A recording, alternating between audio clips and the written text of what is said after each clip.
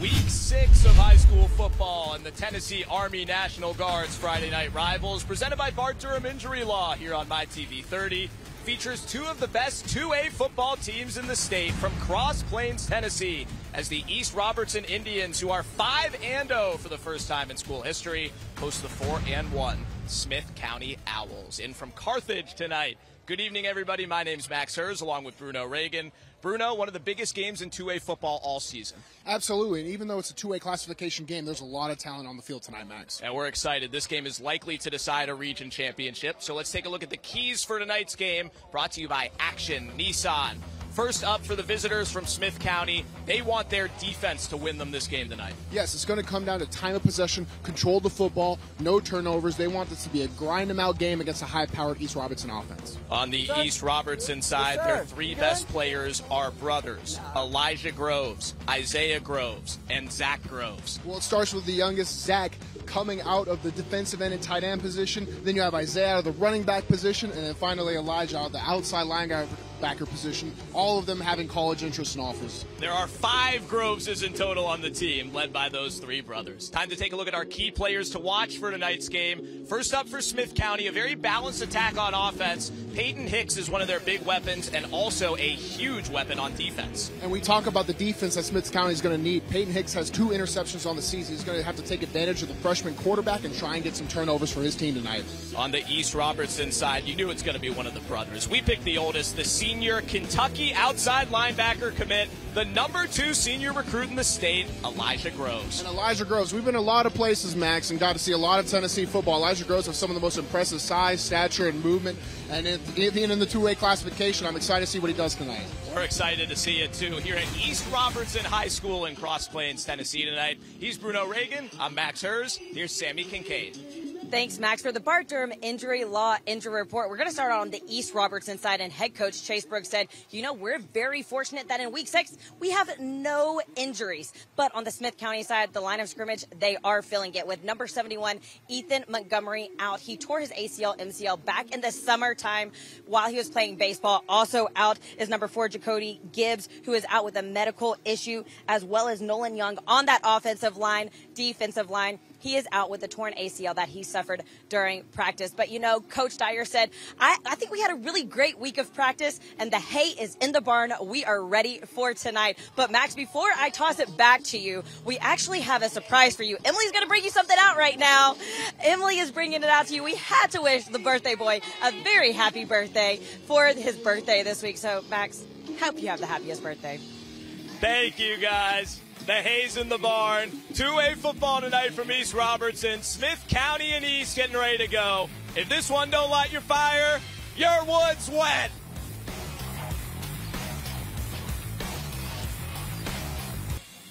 Coming off a program record 11 wins in their first ever state football quarterfinal appearance last season, the East Robertson Indians are 5-0 for the first time in school history. They host Smith County tonight in a game that could very well decide who makes it to Chattanooga out of the east side of Class 2A this fall. Let's go down to the field for our Tennessee Army National Guard coin toss with our head official, Josh McWhorter. Flip it, catch it, reveal it. If it hits the ground, we're going to retoss it. What would you like to call?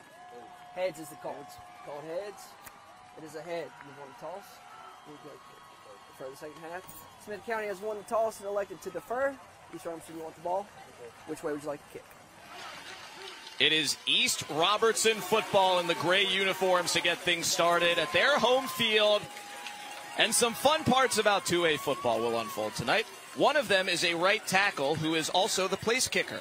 Javi Gaspar is 6'3", 345 pounds, and he will kick the football to 4-star Kentucky commit Elijah Groves to start this big 2A football game. Here we go from East. Smith County in the white, East Robertson in the gray. The Indians are 5-0. The Smith County Owls are 4-1. Gaspar kicks it short, and we are off and running with a fair catch for East Robertson by Matthew Swearingen at their own 39-yard line. Both these teams are led by freshman quarterbacks, and both of them are really good at baseball. This is Kason Young, who has interest from played on the varsity team for East Robertson's baseball squad last year, was the leadoff hitter in the state championship game as an 8th grader. You can do that because the middle school's on the property here at the high school. Now he's the starting varsity quarterback as a freshman. So that shows he has the poise to be able to lead a team that's 5-0 and looking for a better finish in the quarterfinal at state. He's surrounded by the Groves brothers. Hands it off to Elijah Groves on the jet sweep. Met at the line, but keeps going for a good first down gain and a first down pickup. Well, Smith County got to him, but couldn't get him down, and Elijah Groves has an 11-yard gain for a first down on the first play of the night. Here's the East Robertson offense. Isaiah Groves, the star running back. Elijah Groves, the #1 receiver, with Cade Brooks and Matthew Swearingen. Wyatt Pearson, the tight end, with the offensive line. John Randolph, Kason Goosetree, Bryson Shreve, Aiden Silvage, and Malachi Anderson. A young offensive line this year with 2 sophomores, 2 seniors, and a junior for the Indians. There's a handoff to Isaiah Groves, the middle of the 3 Groves brothers, who has had over 200 total yards of offense in all 5 games so far this season. Here's the starting defense for Smith County, brought to you by BMC Metalworks and their 4-2-5. D-line, Ethan Madewell, Riley Lawler, Ty Martin, and Javi Gaspar. The 2 linebackers have a lot of room to roam because of the great front. Peyton Hicks and Ryan Martin are their 2 leading tacklers. Jermaine Kaysen and Key Harris are the corners, and the 3 safeties are Jay Phillips, Clayton Rigsby, and Kylan Johnson. For Smith County from Carthage, Tennessee, they drove about an hour and a half across 4 different counties to get here. First ever meeting between these schools that anyone can remember, as they are region rivals this year and the 2 best teams in the region. Another pitch to Isaiah Groves, who keeps moving his feet and falls forward to set up a 3rd and short. Well, it was 1 run to Elijah Groves, 2 to Isaiah Groves to get him started. Yeah, so if you're going to go and tackle Elijah or Isaiah Groves, you're going to need to bring more than 1 player. So you see right here, we have 5 or 6 Smith County defenders. Another handoff on 3rd down.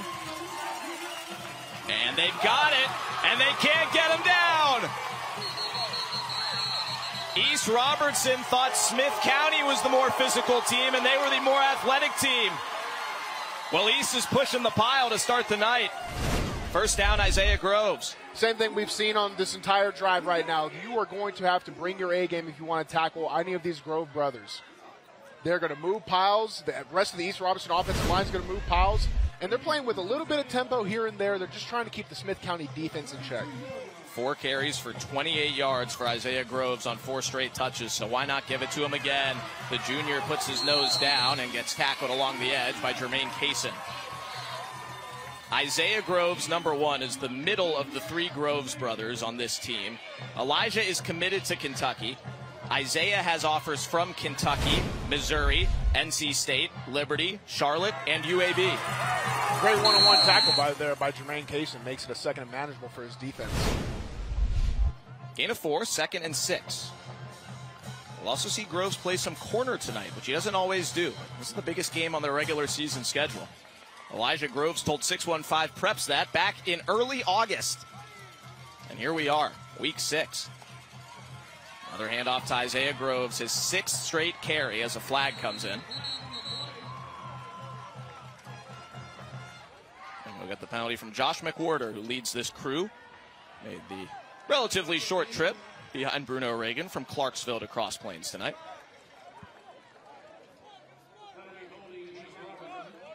During the run, I got Holden, #9 of the offense. 10 yards from the previous spot, replay, 2nd down. Yeah, Max, on that run right there, it looked like East Robertson was trying to get into a power scheme. They brought 2 pullers, but there was some internal pressure from Smith County that forced the runner to go outside, and then the East Robertson blockers ended up holding because the entire defensive line shifted to outside.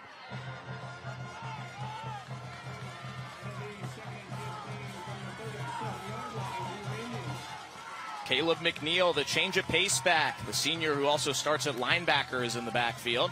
They'll throw. Kason Young's first throw of the game will not come as he's tackled behind the line. Riley Lawler and Ryan Martin with the sack for Smith County.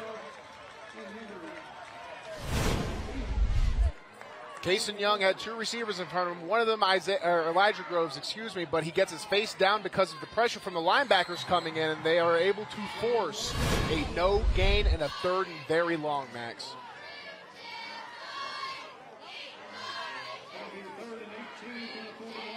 Lawler, one of the stout front four, all seniors in the front for Smith County. Get used to it. There are seniors all over the place on this football field. 11 out of 12 on the defense are seniors. Smith County 4-1. East Robertson 5-0. Both teams 1-0 in region play. This is 3rd and 18 and an empty backfield for the freshman, Kason Young, who just turned 15 last week. And a timeout. No, a flag. Delay a game. Delay a game. Offense. 5-yard penalty. Replay 3rd down. Back him up even further. Yeah, it just seemed like a lack of awareness of the situation. That can happen a little bit sometimes with a freshman quarterback. You know, you're trying to get a play in, you're trying to get some substitutions in. There are no good plays for 3rd and 25 plus, Max, so you're just going to have to call one and ride it out. There is East Robertson's head coach Chase Brooks in his 2nd season. Led them to their first ever 11-win season and state quarterfinal berth last year. That was their first playoff win since 2009. Young steps up, throws it, caught. Wyatt Pearson, but he's short of the first down. And there is a flag in the backfield. It looked like he was just ahead of the line of scrimmage when he went to throw there, Max. Maybe he rushed a little too far forward. We will see the referee's official call. Young said he has improved stepping up in the pocket and scrambling instead of waiting around. If Bruno's right, he may have scrambled a little bit too far. Here's the call. Yeah, illegal 4 pass. 4 for offense. 5-yard penalty for a Sparta foul. Lost it down. It will be 4th down, Bruno. You were right. Yep, illegal forward pass. He just rushes right in front of the line of scrimmage. And anytime that ball crosses, your body can cross, but your ball can't cross, and the ball crosses. So East Robertson will punt on their first drive of the game, and Elijah Groves, the 4-star Kentucky outside linebacker commit, is also their punter. Wide receiver, outside backer, and punter will boot this one away. 2 Smith County players deep to receive, Kylan Johnson and Key Harris. Johnson calls the fair catch and makes it at his own 21-yard line. Smith County gives up a couple of first downs as the Groves brothers put it to their face, but then they hold. Scoreless game from Cross Plains midway through the first quarter.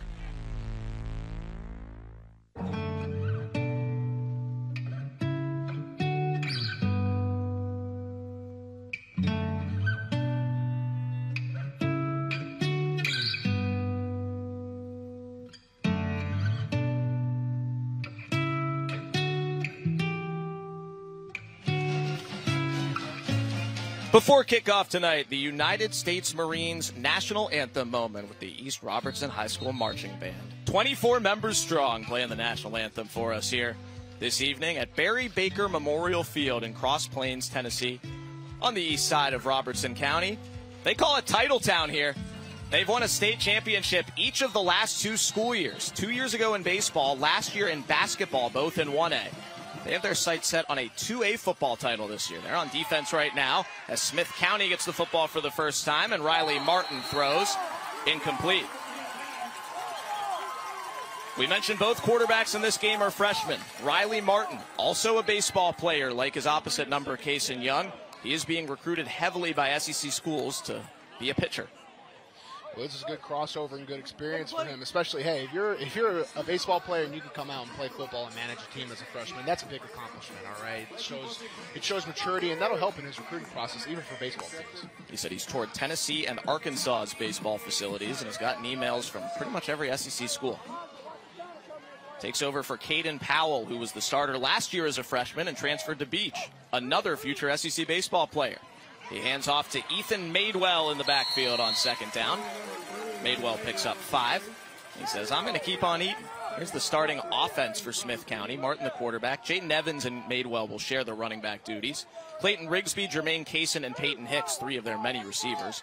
Riley Lawler, the tight end. Landon Butler, the left tackle. Ty Martin, the quarterback, Riley's older brother, is his left guard. Braxton Searcy, the center. Seth Barnhart, the right guard. And Javi Gaspar, who kicked off, is the right tackle on that all-senior offensive line for the Smith County offense. Starting lineup brought to you by BMC Metalworks. 3rd and 4. Screen pass to Peyton Hicks, our pregame player to watch, has nowhere to go. Zach Groves, the sophomore star D-end, and the youngest of the brothers, gets him from behind. It's 4th down. Here's the starting defense for East Robertson, led by Zach Groves up front. Wyatt Pearson, Kason Goostree, and John Randolph join him on the D-line. Elijah Groves at outside linebacker.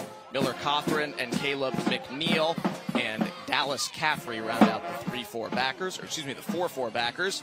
Cade Brooks and Zay Groves are the corners. Zay is a cousin of the Groves brothers. And Matthew Swearingen in the high safety. Hicks with a low punt did well to get it off, and he'll get a good bounce. That thing was nearly blocked, Bruno. I think his trajectory, how low it was, actually kept it from being blocked there, Max. So if so, a very, very, very high-level move there by the punter. We've seen some high-level special teams on our Friday Night Rivals games of the week, so that just adds on to it. East Robertson getting the football back as we go to Sammy Kincaid. Hey, guys, you're just talking about the Groves family, and Smith County head coach Matt Dyer was telling me earlier in the week, this family has given him a headache and nightmares ever since he was the head coach at Trousdale County. Their older cousin, Taylor Groves, was actually playing against Trousdale County. He now is at Ole Miss, but this family has given him heartache ever since for years. Yeah, the Groves family runs this place athletically. Their head coach, Chase Brooks, said they're yes sir, no sir type of family, very polite across the board, and they play every single sport. Won state championships in basketball, trying to do it in football now too. They hand off to Isaiah Groves, the middle of the three brothers, to get things started on East Robertson's second drive of the football game. I noticed Isaiah Groves there. He likes to change pace. He'll see his read at a certain pace, and then when he finds it, he explodes out. He can really catch the defense off guard, especially D linemen, to get you to that second and third level for big runs. He has already run for over 1,000 yards this season in 5 games. What? I thought you messed up that stat. That's wow. That is a very impressive stat, regardless of any classification you play, and that is a special player. That includes a Week 2 win over Houston County, where he had just 5 carries, but ran for 230 yards and 2 touchdowns on 5 carries. Here he goes again, his 7th carry of the night already, and a first down for East. That is a BMC Metalworks first down for the East Robertson Indians. Watch right here, a change of pace back. You see he takes those 3 steps to read with his eyes, 1, 2, 3, then sticks his foot in the ground and changes velocity. Very high-level running back play right there. Groves picked up his most recent college offer less than a week ago. He went up with his cousin and teammate Zay Groves to watch the Missouri-Kansas State game on an unofficial at Mizzou. Came away with an offer after Mizzou's big win. Zach Groves was there as well. His offer did not come yet. Sounds like it might be coming soon. Here's Isaiah again, gets away from a couple guys, and then finally Peyton Hicks grabs him clean. That'll be Groves with some great moves, but he'll only gain a few. Smith County swarming to the football, knowing it might take all 11. Yeah, and if you're either playing against or with Isaiah Groves, you have to know that the play is never over until the whistle happens. I'm seeing some guys, they'll be like, oh, he's going down. His blockers and the people tackling, they'll stop. But if Isaiah Groves is on the field, you have to play to the whistle, whether it be tackling, blocking, or anything, because he might get out and make a bad miss. The middle brother of 3. All 3 of them separated by just 24 months in age, 3 consecutive years in school. Elijah the senior, Isaiah the junior, and Zach the sophomore. Elijah committed to Kentucky. The other 2 younger brothers have offers from there, and UK's defensive coordinator Brad White is here tonight before they play at Vandy tomorrow. Pass batted down, nearly intercepted. Key Harris read it. It'll be 3rd and 8. Great play by Key Harris here. Watch number 6 in the back of your screen right here. He almost runs in. The ball was just a little underthrown, but it was a place route. So it's one of those tough things where you have to get it out just a little bit earlier, or else Key Harris gets what could have been a pick 6 there. Harris with 2 interceptions so far this season. 3rd-year starter. Played safety on defense the last 2 seasons. This year moves over to corner. 3rd and 8 for East Robertson in the gray.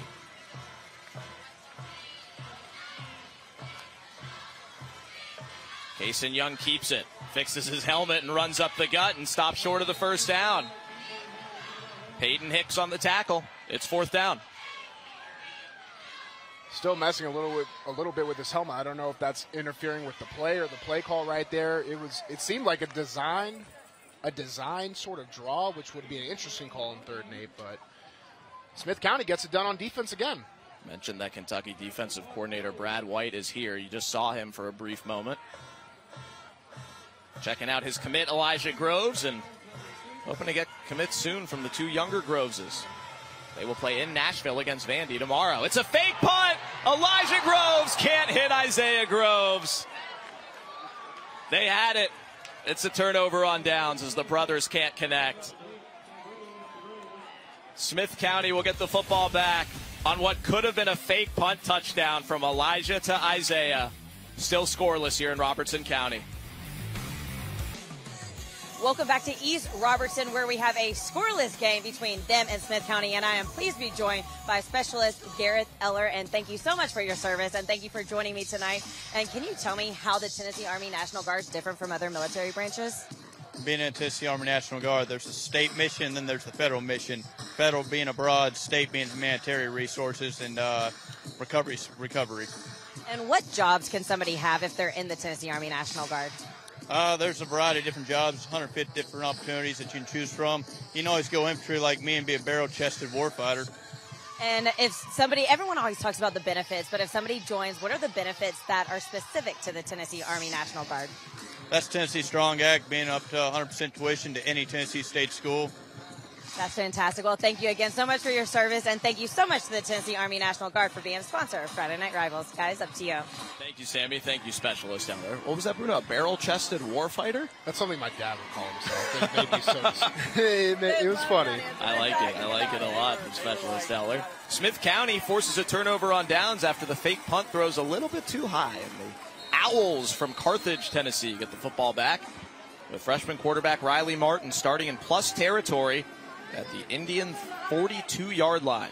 Max Hers, Bruno Reagan, Sammy Kincaid, one of the biggest 2A games of the year here in Cross Plains in Robertson County. Ethan Madewell, the first touch, and right at the line by Wyatt Pearson, senior defensive end and tight end, who has an offer from Sewanee for East Rob. Wyatt Pearson did a really good job coming off the edge right here. If you're an edge player, that doesn't mean you have to be passive on the inside, too. He swims his tight end blocker that's coming on the backside, gets into the action himself, forces a second and long. Gain of 1, 2nd and 9.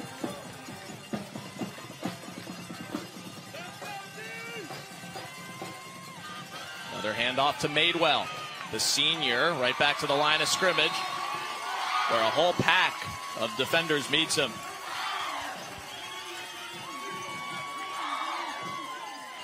Smith County is going to commit to this rushing attack. What they want to do is they want to pause East Robertson time of possession and any chances they have in any extra snaps. So even though the rushing attack is getting 1 to 2 yards, as the game gets a little bit later, the tackling gets a little bit, laxer, that's when you're really going to see Smith County's rush attack start to have its effect. 3rd and 8.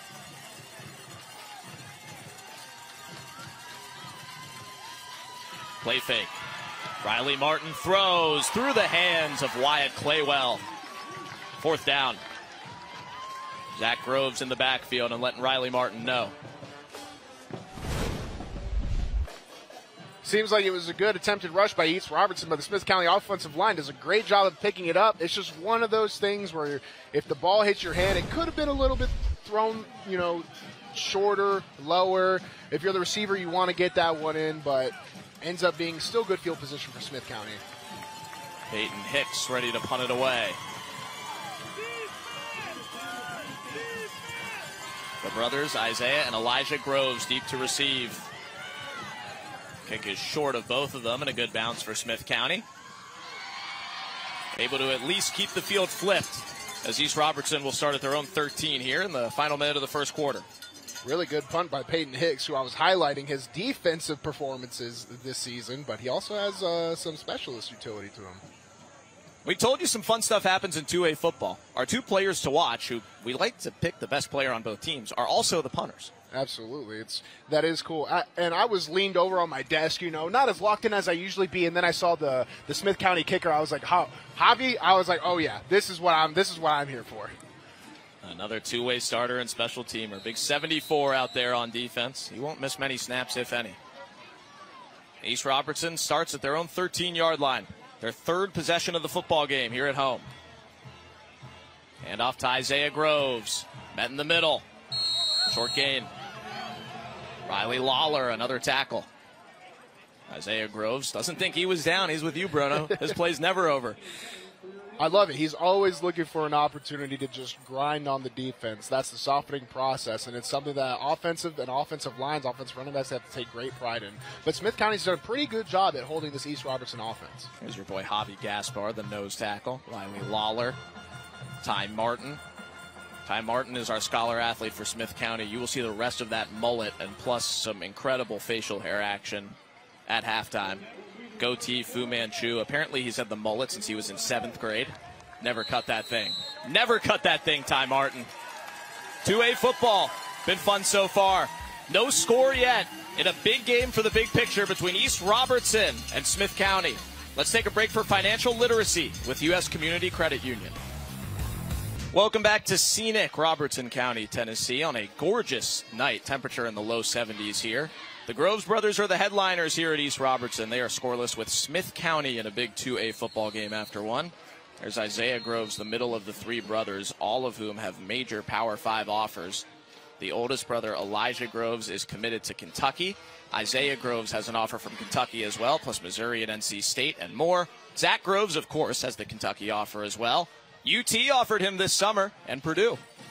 They have offer lists that I wish I could have had when I was in high school, and they're a family. This is what my dad's goal for a family is. He's like, I want as many kids as possible at raising absolute chaos on a football field. So they made it very clear this week they want to play together in college. So if Elijah sticks with his commitment at Kentucky, which seems very likely, I think Kentucky's got a really good shot at all three of them. And as we said, their D coordinator, Brad White, is here tonight before UK plays Vandy tomorrow in Nashville. That is interesting. If I was in opposing school recruiting, I'd go for one of the younger brothers, try and get in there early with the rest of the family. That would be my strategy. It's been fun for everyone else. Their freshman quarterback, Kaysen Young, says, yeah, these coaches are coming in here to offer the Groves brothers, and they're saying, who's this little freshman playing quarterback? He doesn't know if he wants to play college football or baseball. He'll take the offers whenever they come over the next 4 years. Says if he doesn't get taller, he probably wants to play college baseball, but he's 5'10", and he's a freshman, so it's well on his way. There's Isaiah Groves again, the workhorse running back. They think they have the best running back in the state, certainly the best running back in 2A. Already over 1,000 yards halfway through the regular season. And he's got a UA local 572 first down for East Robertson here to start the second quarter. Yeah, it seems like he's getting the majority of the workload snaps on offense. When it's a longer season, you got a lot to play for. This is one of their bigger games, so that's why you'll see him get a lot of snaps tonight, Max. But as you start getting into the later parts of the season, a little bit more in control, you might see him start to not take a break, but let other people have opportunities to shine. But tonight's their night that they need all their big hitters. Bobbled snap. Young has to fall on it. And we go down to Sammy.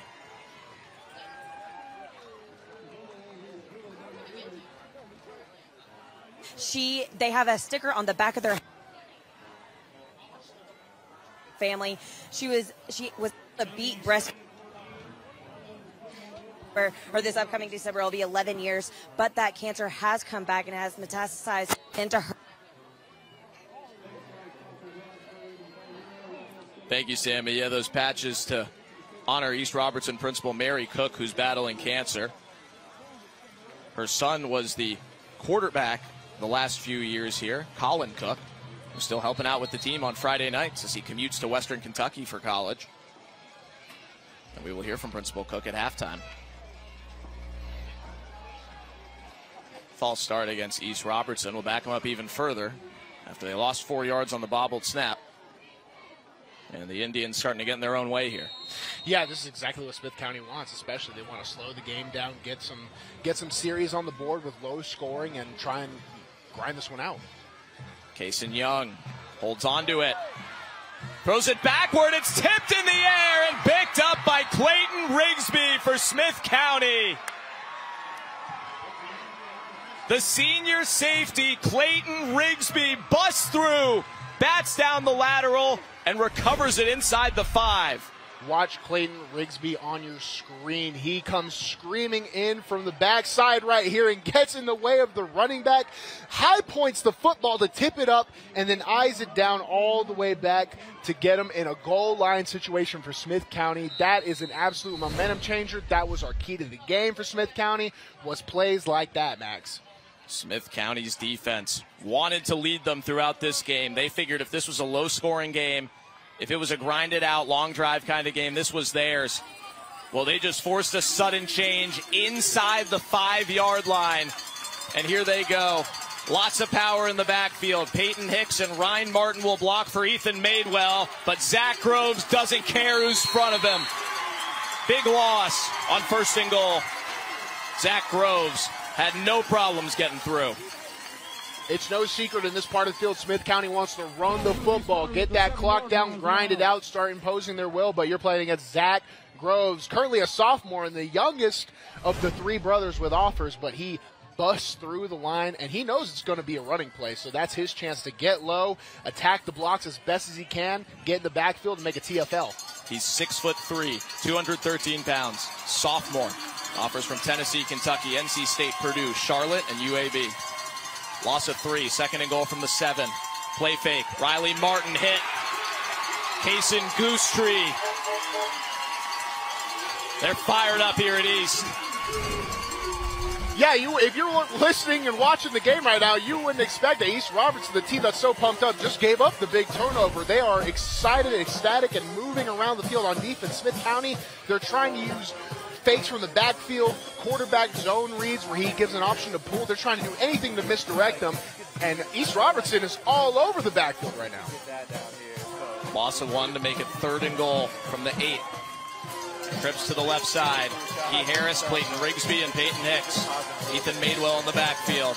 Riley Martin throws to Madewell, and he drops it. Cade Brooks with the big hit in coverage and a flag at the end.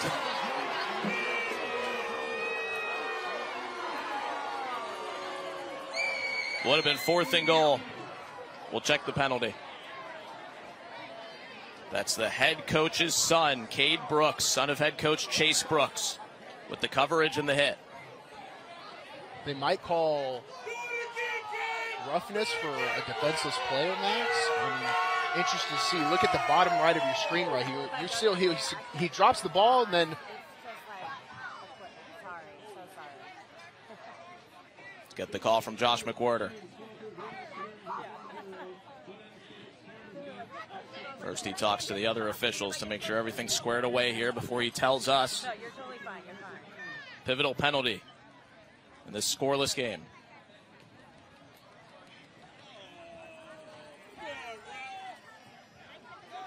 So it will not be an automatic first down. We'll go half the distance to the goal and 3rd down again. Yep, they call it targeting right here on the right side of your screen. He drops the ball, but it looks like he lowers his helmet right there. He does lead with his shoulder, but the lowering of the helmet and his shoulder gives it some ambiguity, so the refs can call it targeting at that point. It's not a traditional targeting in the college football sense. No ejection. Brooks can stay in. 3rd and goal from the 4 for Smith County after their takeaway. Peyton Hicks in motion, our pregame player to watch, number 10, and the flag. Delay a game against Smith County. Little bit of home field advantage in the 2A scene, Max, right there. The noise, sometimes it gets a little bit, it's hard to get people in motion, hard to get the ball snapped, and you look up and the clock's at 0-0. So now we'll try 3rd and goal from the 9. It's been 3rd and goal at the 8, 3rd and goal at the 4, 3rd and goal at the 9 after the incredible defensive play by Clayton Rigsby for Smith County to get them the football and goal to go. This time the trips are to the right side of the field. Martin rolls that way to the end zone. Incomplete. Key Harris drops it. It's 4th down. He beat Isaiah Groves but couldn't complete the catch. East Robertson, they have to roll the quarterback out right now because East Robertson getting a lot of pressure, and right there, that's one of those where it could have been thrown a little bit more in front, but the quarterback found a pocket he wanted to dump it in right now. Now we have a decision to make here, Max, on 4th down. It looks like Smith County is going to opt for a go-for-it attempt.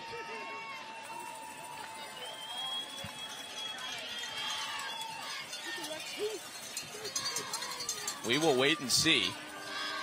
As of now, it looks like they only have 10 players on the field. Javi Gaspar went off, who is both their right tackle and their place kicker. So they're not able to do much without him. Big 4th and goal when we come back for Smith County and head coach Matt Dyer in a scoreless game in the second quarter. Welcome back to East Robertson. Smith County got a timeout there. Third-year head coach Matt Dyer in the black hat, a Smith County alumnus, got it in. Before the game tonight, we presented a $500 donation to East Robertson High School for being our hosts this week. Their first time ever on our TV Game of the Week, we are told by the folks up here. So happy to be here in Titletown, as they call it, at East Robertson High School. Principal Mary Cook in there. We will talk to her at halftime. Their boys on defense right now in the gray. Scoreless game, early second quarter. I'm Max Hers with Bruno Reagan and Sammy Kincaid. And it looks like it will be field goal time for Smith County. I think a good decision here. You have trouble running it. You had some drops passing it. Just get the points and get that turnover to mean something to your team and get a little bit of a momentum. Freshman Bradley Pickett from 27 yards. No good. Wide right. East Robertson holds. It might have been tipped there, too, believe it or not. It was a close call. We might be able to get to see it on the replay by who other than Elijah Glover. They go with the freshman place kicker, who I do not believe had kicked a field goal yet this season. The starting lineman, Javi Gaspar, had kicked them all to this point. So no points after the takeaway in the red zone for Smith County. Looked like a little bit of a slow operation there, Max. Typically, I think the time I heard is from snap to kick, it needs to be 2.2 seconds, and that went a little bit longer, so that gave a chance for the East Robertson field goal block to get in the backfield there. The closest we have is number 2, Elijah Groves right here off the edge. Just barely. I don't think it hit him. It just went a little bit too wide right. If it was going to make it, Elijah might have been in the way, though. I think he actually overran it. Yeah, he did. So East Robertson back on the football here, starting at their own 20, and they give it to Elijah Groves, the Kentucky commit, the man they call Playboy, with a 16-yard run for a first down. Elijah Groves has what I'll call deceptive speed. He's so tall and long that it looks like he's just jogging down the field, but that's just his long legs giving him a long stride. He's actually probably the fastest guy on the field. He's run twice so far on those jet sweeps for 37 yards. He's their leading receiver and also involved in the run game. And threw a 48-yard touchdown on a jet sweep earlier this year. There was a flag at the end of the play.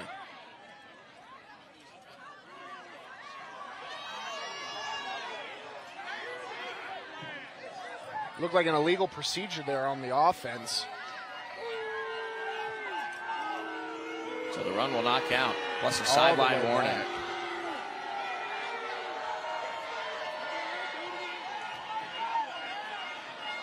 So the 16-yard run does not count for Elijah Groves in East Robertson. Our two head coaches, Chase Brooks on the left side in his second season for East Robertson, Matt Dyer on the right, and the third season coaching his alma mater, Smith County, where his late father, Pat, was also the head coach in the early 90s. Making the trip all the way from Big Owl Country in Carthage, Tennessee, a slogan that they have brought back this year from the 80s and 90s era. Stay tuned for the South College Halftime Report with Sammy Kincaid. We'll meet our two Rackley Roofing Scholar athletes, interview administrators from both schools, and more. South College is where dreams find direction. Isaiah Groves on the handoff on first down in Orlinda. And they pick up a couple of yards. Here's Sammy. Hey, guys.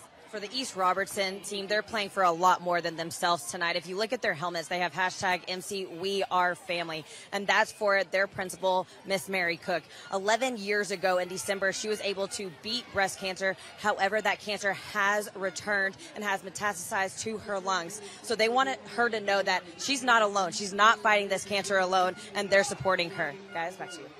Thank you, Sammy. We will talk to Ms. Cook at halftime. Certainly a worthy cause that the boys have gotten behind here at East. Jay Phillips in the backfield, and Ryan Martin helps finish Groves off. Smith County's gotten East Robertson behind the chains and held this offense scoreless through the first quarter and a half. This is exactly what Smith County expected to have to do on defense to force this to be a competitive game. East Robertson's kind of playing right into their game right now with these penalties going back so much. There's only so much you can call on offense to try and regain those yards back. So they're calling these inside zone runs to just try and maybe get 4 to 5, and set up a third and manageable. But now they're way behind the chains, and it gives Smith County the field position. 3rd down and 23. Play clock's at 5. Elijah Groves on the near side goes in motion. Gets the handoff, cuts back to the middle, and taken down by Javi Gaspar. Makes sure to get a word in. It's 4th down. I think he was trying to help him up. What a nice young man. Reminds me of me when I played. Javi Gaspar closing down the edge right there. So he gives a hand. Gaspar, the senior nose, right tackle. Kickoff man has an offer from Bethel. 6 tackles for loss, leads the team this season. And it is a punting opportunity for East Robertson High School and their star, Elijah Groves, ready to boot it away. To Key Harris and Kylan Johnson. They rush the punt hard, and there's a flag on the collision. The punt hits the return man. Or did it? I thought it did too. No, it did not. Left or right? We got a penalty in the mix, too. 2 potential big things could be going East Robertson's way here. It is a personal foul for roughing the punter. First, we got to figure out whose ball it is, even before the penalty. There's some chaos on the field here, Max. We have we have the ref in the back with the roughing the punter, and then we have the Smith County coach with the 2 other refs where the ball might have hit the Smith County returner and recovered by East Robertson. We're trying to figure it out right now.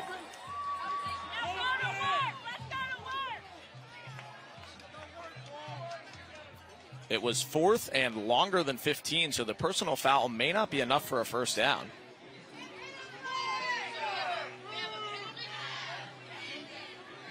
So it looks like they said the punt did not hit the return man. The personal foul for roughing the punter against Smith County.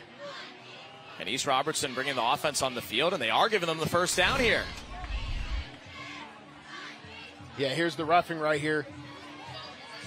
Can't run into the punter like that. Now watch closely. Does the ball hit him?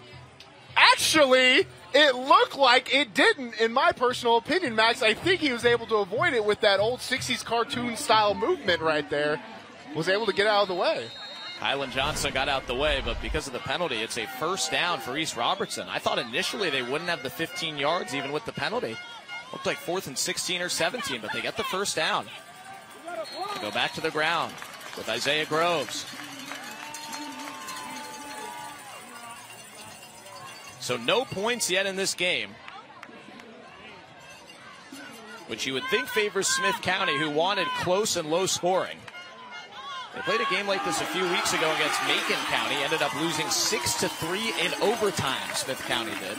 A crazy result that they are not happy about, but they thought the defensive template in that game was the template for this game too. It's one you can learn from. Right there, great job by a power, cuts right behind it. During the 4th quarter of tonight's game, we'll be selecting the Bart Durham play of the game and player of the game as well. Whole lot to be decided.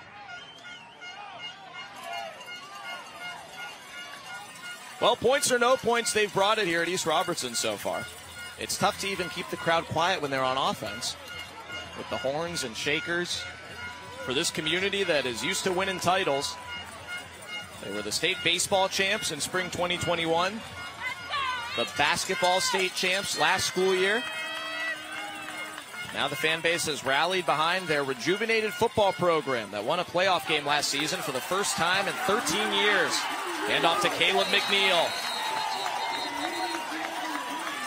Pushed out around midfield, and there's a flag holding against East Robertson.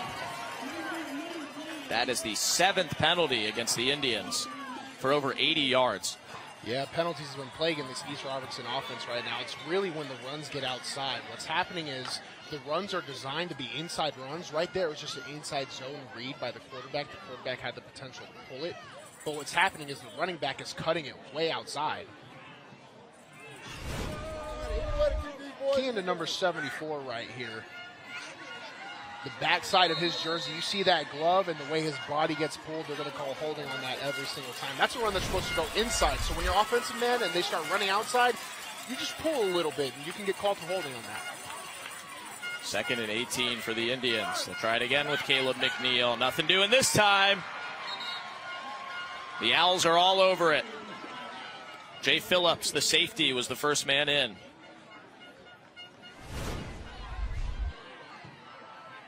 Right here, great inside run, filled by the Smith County starting to swarm to the ball, and that's why these penalties right now are killing East Robertson. It's giving all the momentum to Smith County, and they're able to get a bunch of rest, believe it or not, between all these calls. When you're on defense, you have to play much more reactive. It's much more physically demanding than offensive football. But with all these different cuts and break, timeouts, penalties, you get time to get your juice and bearings back.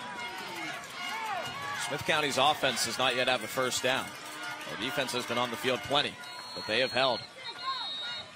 Total yards are 120-5 in favor of East Robertson. And East calls a timeout. Still scoreless, headed towards halftime here in one of the biggest 2A games in the state this fall. Welcome back to East Robertson hosting Smith County, where we still have a scoreless game. And right now you're looking at a sign on the field house that is paying respect to number 24. He was a middle schooler that passed away last season at East Robertson. He was at the middle school, passed away from cancer. And whenever I got to campus this morning, Coach wanted to make sure he pointed that out, and he said, yes, we're playing for our principal, Miss Mary Cook, but we also want to point out that we're playing for number 24 as well tonight. Thank you, Sammy, and thank you to everyone at East Robertson for an awesome week. Their boys back on the field for offense. Playing behind the sticks as they have often in this first half. Taking 80 yards of penalties in total. Significantly outgaining Smith County, which is not surprising. East Robertson, the more explosive of the two offenses. Smith County, the more physical, experienced team. They're going deep here to Elijah Groves. Intercepted by Key Harris. Second turnover for the Smith County defense. I like the thought process from East Robertson. They're trying to go to Elijah Groves, who was our player to watch coming into the game. He's the oldest of the Groves brothers, committed to Kentucky. They're trying to get a mismatch. He comes in at 6'5", looks a lot taller, but Key Harris is able to key the ball. He keeps his eye on the ball very early. Watch right here, number 6 on your screen. Keeps his eye on the ball very early, is able to beat Elijah to the point, and that's the key thing you have to do if you're in a body mismatch. You have to attack the point of the ball. Key Harris gets the interception, big for Smith County going into the last 2 minutes of this half, Max. Third interception of the season for the senior, Key Harris, who lines up on offense now as Smith County goes 4 wide in the white uniforms. Freshman quarterback and baseball star Riley Martin looking deep for the Owls. He has his man. Jermaine Kaysen with the catch. First down of the game for Smith County. Yeah, that was like 8 times the amount of offense they've had all game in that one play right there, and that might open up. We see Smith County's running up to the football right now with this 2 minute. It's a UA Local 572 first down for the Owls. UA Local 572 is the premier trainer of workers in all aspects of the piping, plumbing, welding, and HVAC industry. Martin to throw again. Another completion to Clayton Rigsby. Pushed out of bounds by Zay Groves after a gain of 5 or 6. This is one of those situations where some quarterbacks like the 2 minute. It gives them good pace. It gives them good poise. They know the routes like that because they have to study it. So we see Martin starting to pick up the pace now. Ready to throw again. Steps away from the pressure. Lets it fly. And almost threw it to you, Bruno. He hit the student section. Almost threw it to a guy in a headdress down there. just trying to get the clock to stop right there. So if he gets tackled inbounds, they'd have to use a timeout or just get to the ball. But now they're able to save it, and it's about a 3rd and 5, Max. Very manageable, and they're still in 4-down territory if they want to go for the score to end this half. Smith County calls their offense a gun tee. Their quarterback Riley Martin says, we're running gun. We're run first, but we can throw. Well, they've only thrown on this drive. Across midfield, facing a 3rd and 5 at the East Robertson 44. Good blocking for Martin. He takes off. Knocked out short of the first down, but a flag. Dallas Caffrey with the big hit. Yeah, they're going to call this one a late hit, Max. Would have been a gain of 2. And 4th down and 3 upcoming. So we will check the penalty with Josh McWhirter. Good play. Foul. Late hit. All right, Bruno, it is a late hit against their leading tackler, senior middle linebacker Dallas Caffrey. Well, Martin wasn't trying to make contact. Look at his path right here. He's trying to get out of bounds. So Caffrey has to attack him at the point, but give him that chance to step out of bounds, especially if the quarterback. They're going to call that one every time, Max. 8 penalties for 92 yards against East Robertson in the first half. High pass incomplete as Martin looked for Kaysen. What an interesting game this has been. 2 talented teams. East Robertson supremely athletic, Smith County supremely physical. Both teams led by freshman quarterbacks, and both of them want to make it to Chattanooga in Classification 2A at the end of this season. Final 2 minutes of the first half here in Cross Plains. Smith County Owls driving in the white uniforms. They're 4-1. East Robertson's 5-0. Groves gets through. Pass is caught by Peyton Hicks for a gain of 5. Bringing up 3rd and 5 for Smith County. And a whistle. Timeout called by Smith County. Coming up next, the South College Halftime Report with host Sammy Kincaid. We will have this week's Rackley Roofing Scholar Athletes, 2 big men representing these schools. Wyatt Pearson from East Robertson, senior D lineman and tight end, and Ty Martin for Smith County, senior defensive tackle and offensive guard. They will talk with Dennis Ferrier as our scholar athletes, 2 interesting dudes, too. We'll interview principals from both schools. East Robertson principal Mary Cook and Smith County assistant principal Annette Horde will join us. Show you your first half highlights and more. South College is where dreams find direction. All right, Bruno. 3rd and 6. What are you looking at here if you're the Owls? It's interesting because Smith County runs their 2-minute out of a 21 personnel, which is 2 tight ends. You know, they're running that, what they call the gun tee. I love that nickname, by the way. So they have the chance to run the football here and go for, a 4th and short or anything. Or it will most likely be a design quarterback run. I think they're going to give Martin a lot of options here, whether it be run or pass. He's going to probably be a rollout situation. 5 guys in a pattern for Martin. He throws right to Key Harris, who makes the catch, but his toe touched out of bounds short of the first. It'll be 4th down and either a long one or a short 2. We'll see where they spot it. Looks like 4th and 1. A sneaky move there by Key Harris. So you see right here, the parka stops to collapse a little bit. We think he might go with his feet. Key Harris starts to move out of bounds and then spins back in, but his toes were just out. So now we're in a 4th and 1 situation. They actually moved the football back. It's 4th and almost 3 now. In the Sprint's Home Furnishings red zone for Smith County on 4th down. Riley Martin throws to Peyton Hicks for the first down inside the 10. 1st and goal. Big play for Smith County as they try to break a scoreless tie. Great job by Martin. He hits his 3-step, and on his 3rd step, he gets the ball out because on your 3rd step, you're not going to have more power, more mobility with your shoulders at any point. You don't have the rush in front of you, so that was just a quick pick and catch. And now they can control the time of possession, so East Robertson doesn't get the ball back here. 1st and goal from the 5. Trips right. Martin looks that way to the end zone, incomplete. Harris blanketed by Dallas Caffrey.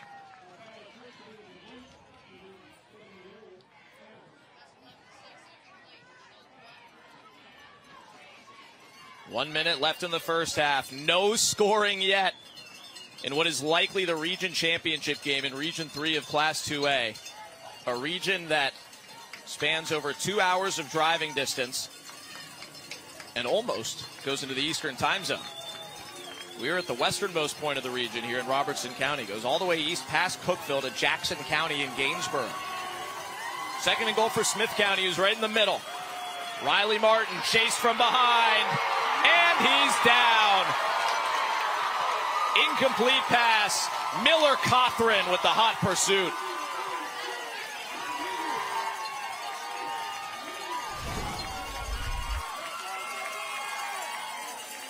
Miller Cothran from the backside. Martin is very lucky that the ball wasn't a forced fumble right there. If Cothran was able to get just a step in front, they might be calling there's a flag on the field right now. It came out very late, Max. We will see what this is. It's for grounding, number 11. It's for grounding. 5-yard penalty from the spot of foul. Lost it down. Third down. So back it up. So the quarterback right there, he rolled out of the pocket, and at that point, if you're going to throw anywhere on the field, there has to be an eligible receiver somewhere in the area where the ball was thrown. But he just kind of threw it out into open space. Watch right here. Martin knows that he's under pressure, so he just gets the ball out. You can't do that to try and save clock. Give my man Miller Cothran the sack, the junior outside backer. Grounding or not, we'll count it. It is third and goal now from the 17 for Smith County. And East Robertson calls a timeout from their sideline. Timeout.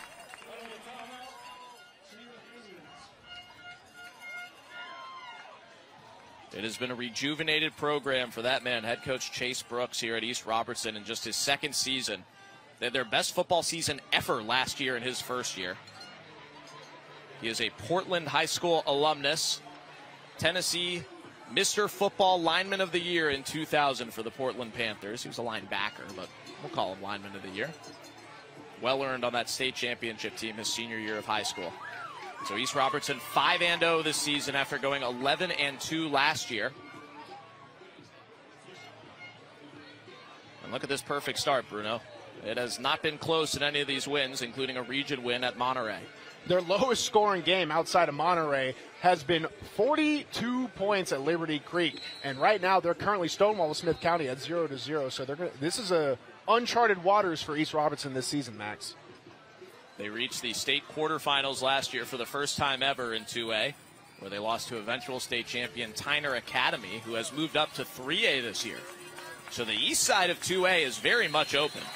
On the west side, Milan has moved down 2 classes after moving up to 4A, choosing to play up. Third and goal for Smith County. Riley Martin throws, caught around the 10-yard line, but caught out of bounds by Rigsby. Pushed out by Xavion Groves, a cousin of the three brothers. Sophomore corner. All Xavion Groves has to do right here is just contest the catch right there and push him out of bounds. That's clearly out right there.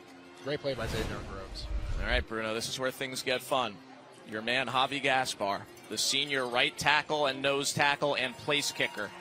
All 6'3", 345 pounds of him, is going to try a 35-yard field goal for Smith County. Peyton Hicks to hold. The big man with the big boot. No good. We're still scoreless in the final minute of the first half. East Robertson will have 40 seconds to try and construct a drive coming down here. Look at this kick by my man Javi Gaspar. Just goes a little bit wide left. Key into my man's technique right here. We just get 2 big steps, a little bit of a toe ball there. Did you ever kick any field goals at Clarksville High, Bruno? Never in high school. In the pros, my coach bet me $1,000 to make a kick. And guess who lost? The coach? Me. Oh. My teammates booed me relentlessly into the locker room. So this was in the XFL? Yes. Was it St. Louis? Yes. You guys had some fun out there, didn't you? I had a great time. East Robertson with the ball back, 40 seconds in the half and 1 timeout and a flag as Smith County tackles Isaiah Groves. It has been a penalty-littered first half, 10 in total, 8 of them against East Robertson. Looks like they might get a break on this one, Max, with a late hit call. Somebody laid in on that pile. Yep. Personal foul against Smith County. Gives East Robertson a chance in this final minute. It'll be Smith County ball to start the second half. After the play, personal foul, unnecessary roughness, number 0, defense. 15-yard penalty from the end of the run, first down. Yep. About right here, the whistle's going down with a loss of 4 progression, and then they throw him down. Keep your chin tucked, keep that head off the turf right there. Very smart. But if you're Smith County, you want to be aggressive, but you have to play smart too, Max. The message from Smith County head coach Matt Dyer this week was contain their stars. Well, they just tried to throw one of their stars to the ground. Broken play. Riley Lawler gets him started, and Ty Martin finishes the sack. Second sack of the year for the senior Ty Martin, who will be our scholar athlete momentarily. Mullet, Fu Manchu, goatee and all. Takes him down. That's a team smart, but it's finished. It's a team sack, but it's finished right here. You see some of the Smith County players are all coming out. That's about 5 yards in the backfield right there. Great job by Ty Martin to finish it, but he had help all the way. There was nowhere to go for the East Robertson offense. And that's how the first half ends. No points. 2 trips inside the red zone for Smith County, and that's it. Malachi Anderson getting to meet some new friends as we get some trash talking on the way off. 2A football, who's having fun? My knees are sweating, Bruno. Scoreless game between Smith County and East Robertson at halftime. Sammy Kincaid is in the Josh Houston and Associates Coach's Corner with East Robertson's Chase Brooks. Coach, 8 of the 10 penalties were on your team in that first half. What's your message to your team? You know, we got to clean that stuff out, come out, play a clean half. We got to make a few adjustments on offense. Defense is killing it. They're getting after it. So, again, we're just going here, halftime, make these adjustments, hopefully come out, have a better team, better game plan second half. And you said a key was to get some holes for Isaiah. How do you make that happen in the second half? You know, they're big, they're physical. You know, they're doing what we thought they would do. So, you know, we got to make a few adjustments on what we're running, and hopefully we can take advantage of a thing here or there and come out second half strong. Good luck in the second half, Coach. Thanks so much. Appreciate it. Thank you, Sammy, and thank you to Coach Brooks. That is the Josh Houston and Associates Coach's Corner, a one-source Scholastic product experience. No points in the first half here at East Robertson against Smith County. The South College halftime report is coming up next.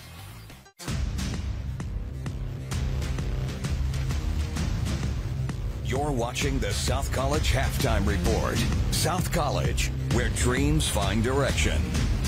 Throughout the Friday Night Rivals regular season, Rackley Roofing will recognize an exceptional senior student athlete from each participating school with a plaque presentation prior to each game. Here are this week's Rackley Roofing Scholar Athletes. Rackley Roofing Scholar Athlete of the Week, Ty Martin from Smith County. What a strange week. We both have double football and baseball players and guys who have achieved at both. Ty, you're a good student, great student. Yes, sir. And what about baseball or football? Come on, what's your favorite? If I had to pick, I'd pick baseball. Really? Why? Yes, I don't really know. I played it longer. I've always enjoyed playing it. And you're a catcher, so you're in on every single pitch. Yes, sir. That's fantastic. And you're good at growing your hair too, man. That's a cool. You look kind of like one of the Three Musketeers. Well, I don't know if that's a compliment or not, but I appreciate it. Okay, thank you. Those guys were great. Also, Ty Martin here is a fantastic football player. He loves baseball, and he is an outdoorsman, which fits in Smith County, right? Hunting, fishing, and the beautiful outdoors. Yes, sir. Fantastic. Rackley Roofing Scholar Athlete of the Week. The Rackley Roofing Scholar Athlete of the Week, Wyatt Pierce from East Robertson. We only have a minute. That's a problem, because if you looked at this young man's resume, it would take forever. But you are a farmer, a woodworker, a baseball star, a football star. Yes, sir. How do you put that all together? Well, I have a really good support group. I'll be an 8th-generation farmer. We farm a little over 3,000 acres of land. Traditionally, we're all tobacco farmers, but we farm row crops, dark fire tobacco, and watermelon. Right now, we're one of the biggest watermelon producers in the U.S. Well, that is fantastic. Let me ask you something. The farming, how much is that part of your success, that work ethic that has bled into your other Asper, because you're a very good all-district football and all-state baseball. Sure. Yeah, so obviously farming has its pros and cons. One of the pros is it instills very hard work inside you and inside your culture. That makes a big difference in the way that you perform on the field. A lot stronger. Fantastic. Wyatt Pearson, he's a tight end, a fullback, a defensive lineman, and a very big third baseman, and obviously a great young man with an incredible future. You heard it, 8th-generation farmer. These students and other nominated students are eligible to win a $10,000 scholarship to be presented at the end of the season, courtesy of Rackley Roofing. Rackley Roofing is the proud sponsor of the Friday Night Rivals Scholar Athlete Award. This week's Friday Night Rivals Educator Spotlight is presented by Western Kentucky University. Climb higher at Western Kentucky University. I am now joined by Smith County's Assistant Principal Annette Horn and also the Athletic Director Nicholas Bussell. And I am so grateful that you have both joined me during halftime. And first, can you tell me what you're doing at Smith County to really help students achieve academic success? Well, right now we're working a lot with our seniors. There's an ACT retake for them October 3rd. I'm pretty sure we're having individual meetings with them, show them what they scored and what they can do to boost their score, and show them that that money's out there ready for them to take if they want to go to school or just any type of education after high school. Absolutely. And can you tell me a little bit about these CTE programs? Oh, our CTE programs, they're great. We've got so many, I don't want to miss them. We've got cosmetology, we have welding, auto, ag. We've got the health science courses. We've got a career readiness class that he teaches that gets seniors prepared for life after school. The health science classes, I might have said that one. But we have a lot that can benefit our kids, and it's different than when I was in high school. They have an opportunity to go in and see if they could be successful at something and then decide if they don't like it, and that's not part of what they want to do when they get out of school. Absolutely, real life application. Yes. And you have a lot of programs that are in season right now. Talk to me about all of these fall programs. Well, our football, of course, and we all love that. We've got our girls soccer. He's the coach of that, doing well. They're all doing well. Volleyball, we've got our golf team. Cheer and band, they work extremely hard. We've got our, what else am I missing? Cross country, they're working well. And they're very successful this semester, and we're just excited to be a part of all that. And I know you are very proud to be back at your alma mater. You were a student at Smith County. So what's it like being an administrator there? Oh, it's great. I was a student. I'm not going to tell my age, so I've been there a while. Or I graduated there, went off to high school. I was born and raised here back there in Smith County. Fortunate enough that I can say that kids that walk through that building, I either know their parents, grandparents, I'm related to them. Same thing for our principal, Scott Apple. I think he spent 22 of his teaching years at Smith County High School. I've been assistant there 7 years.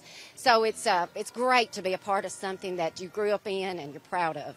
Absolutely. You even said you knew his mom, right? I worked with his mom. His mom was my boss when I was 16, I believe. I remember when he was born. So that's connections that not all schools and districts have, that you have people that have a connection with just about every child that walks in the building. I know their name, where they came from, where they live, can find their mom if I need them pretty quickly. That's great. Well, again, thank you both so much for joining me for the South College Halftime Report. Whenever we come back from break, we're going to have stats, highlights, a lot more. Stick with us. This week's Friday Night Rivals Educator Spotlight is presented by Western Kentucky University. Climb higher at Western Kentucky University. You're watching the South College Halftime Report. South College, where dreams find direction. Welcome back to East Robertson hosting Smith County, and I am now joined by East Robertson's principal, Miss Mary Cook.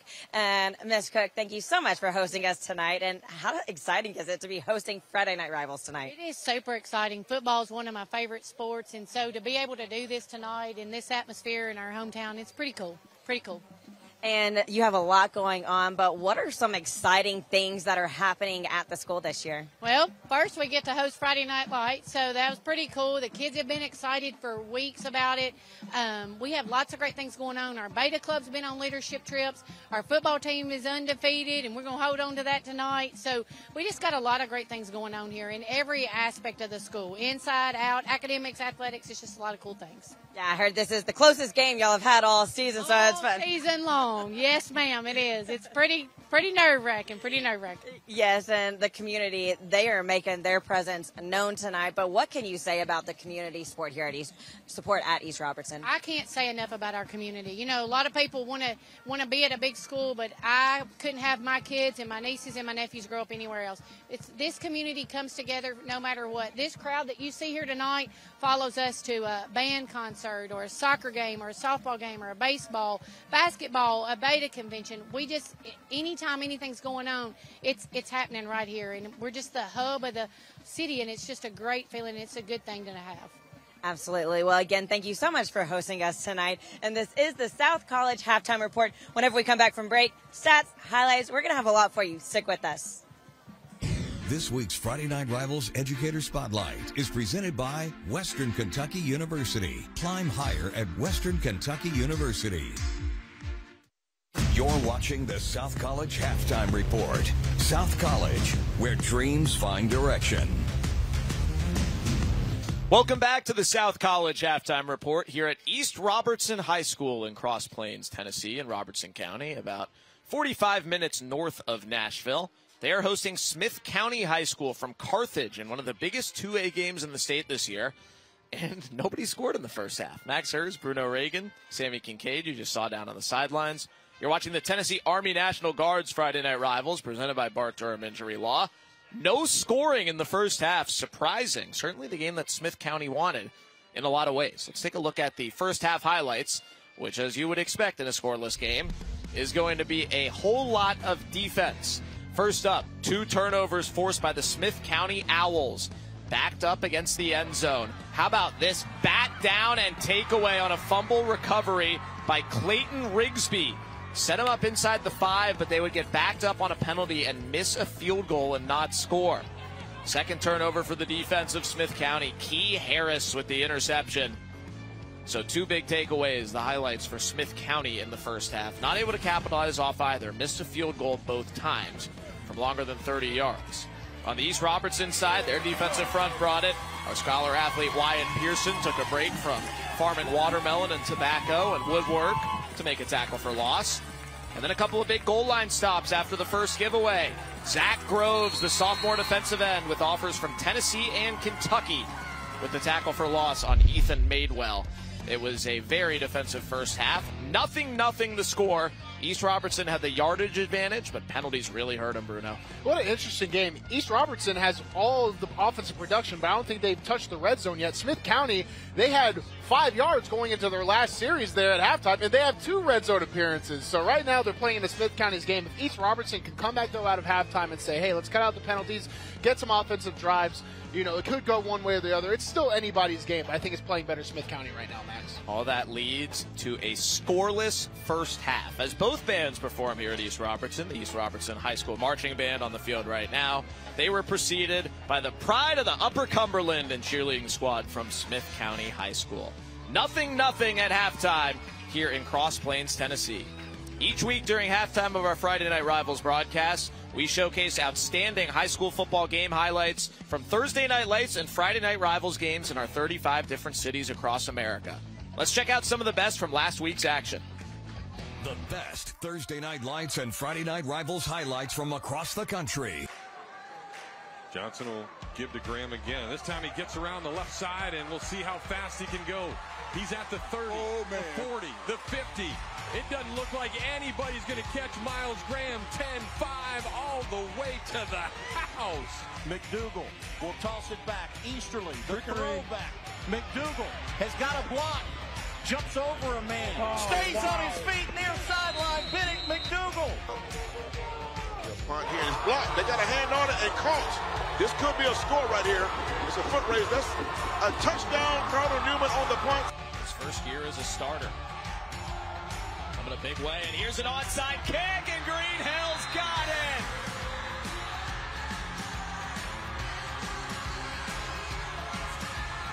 Duffler back to throw. Goes long, left, got a man, and he caught it. Oh, no. He's intercepted. Wow. Well, somebody caught it, picked off. Number 3, Jack Detro. Jackson Clark from 50. No, it's blocked. It's blocked.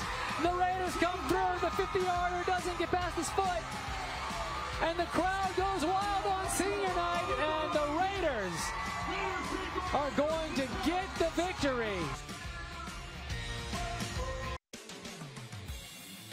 Nothing as we start the second half in one of the 2A football games of the year between Smith County and East Robertson. Sammy Kincaid is in the Josh Houston and Associates Coach's Corner with Smith County head coach Matt Dyer. Coach Dyer, you said that you wanted to be able to spread the ball out, make them work the perimeter. You started to do that on that last offensive drive. What do you have to do to make that work in the second half? The biggest thing we got to do is got to be able to run the ball a little bit better so we can keep them from sitting there, stacking a box on us. And when they do start spreading their defense out, we can be able to hit one of those run lanes in there. And that's one thing we got to do. We just got to do a better job of staying on our blocks, opening up those run lanes, and that way we can continue to spread the ball out there once they make an adjustment to bring somebody down in the box or make that heavy box where we can throw back on a perimeter again. But, we just got to catch the ball too. We've had a lot of drops. And, biggest thing is we just got to finish drives. We're sitting there driving the ball, and we just got to be able to finish and put points on the board. And you said another key was stopping the Groves brothers. You've done pretty well at containing them in the first half. What do you have to do defensively to keep that going? Listen, players as special and as talented as them, you don't truly stop, but you can limit what they do.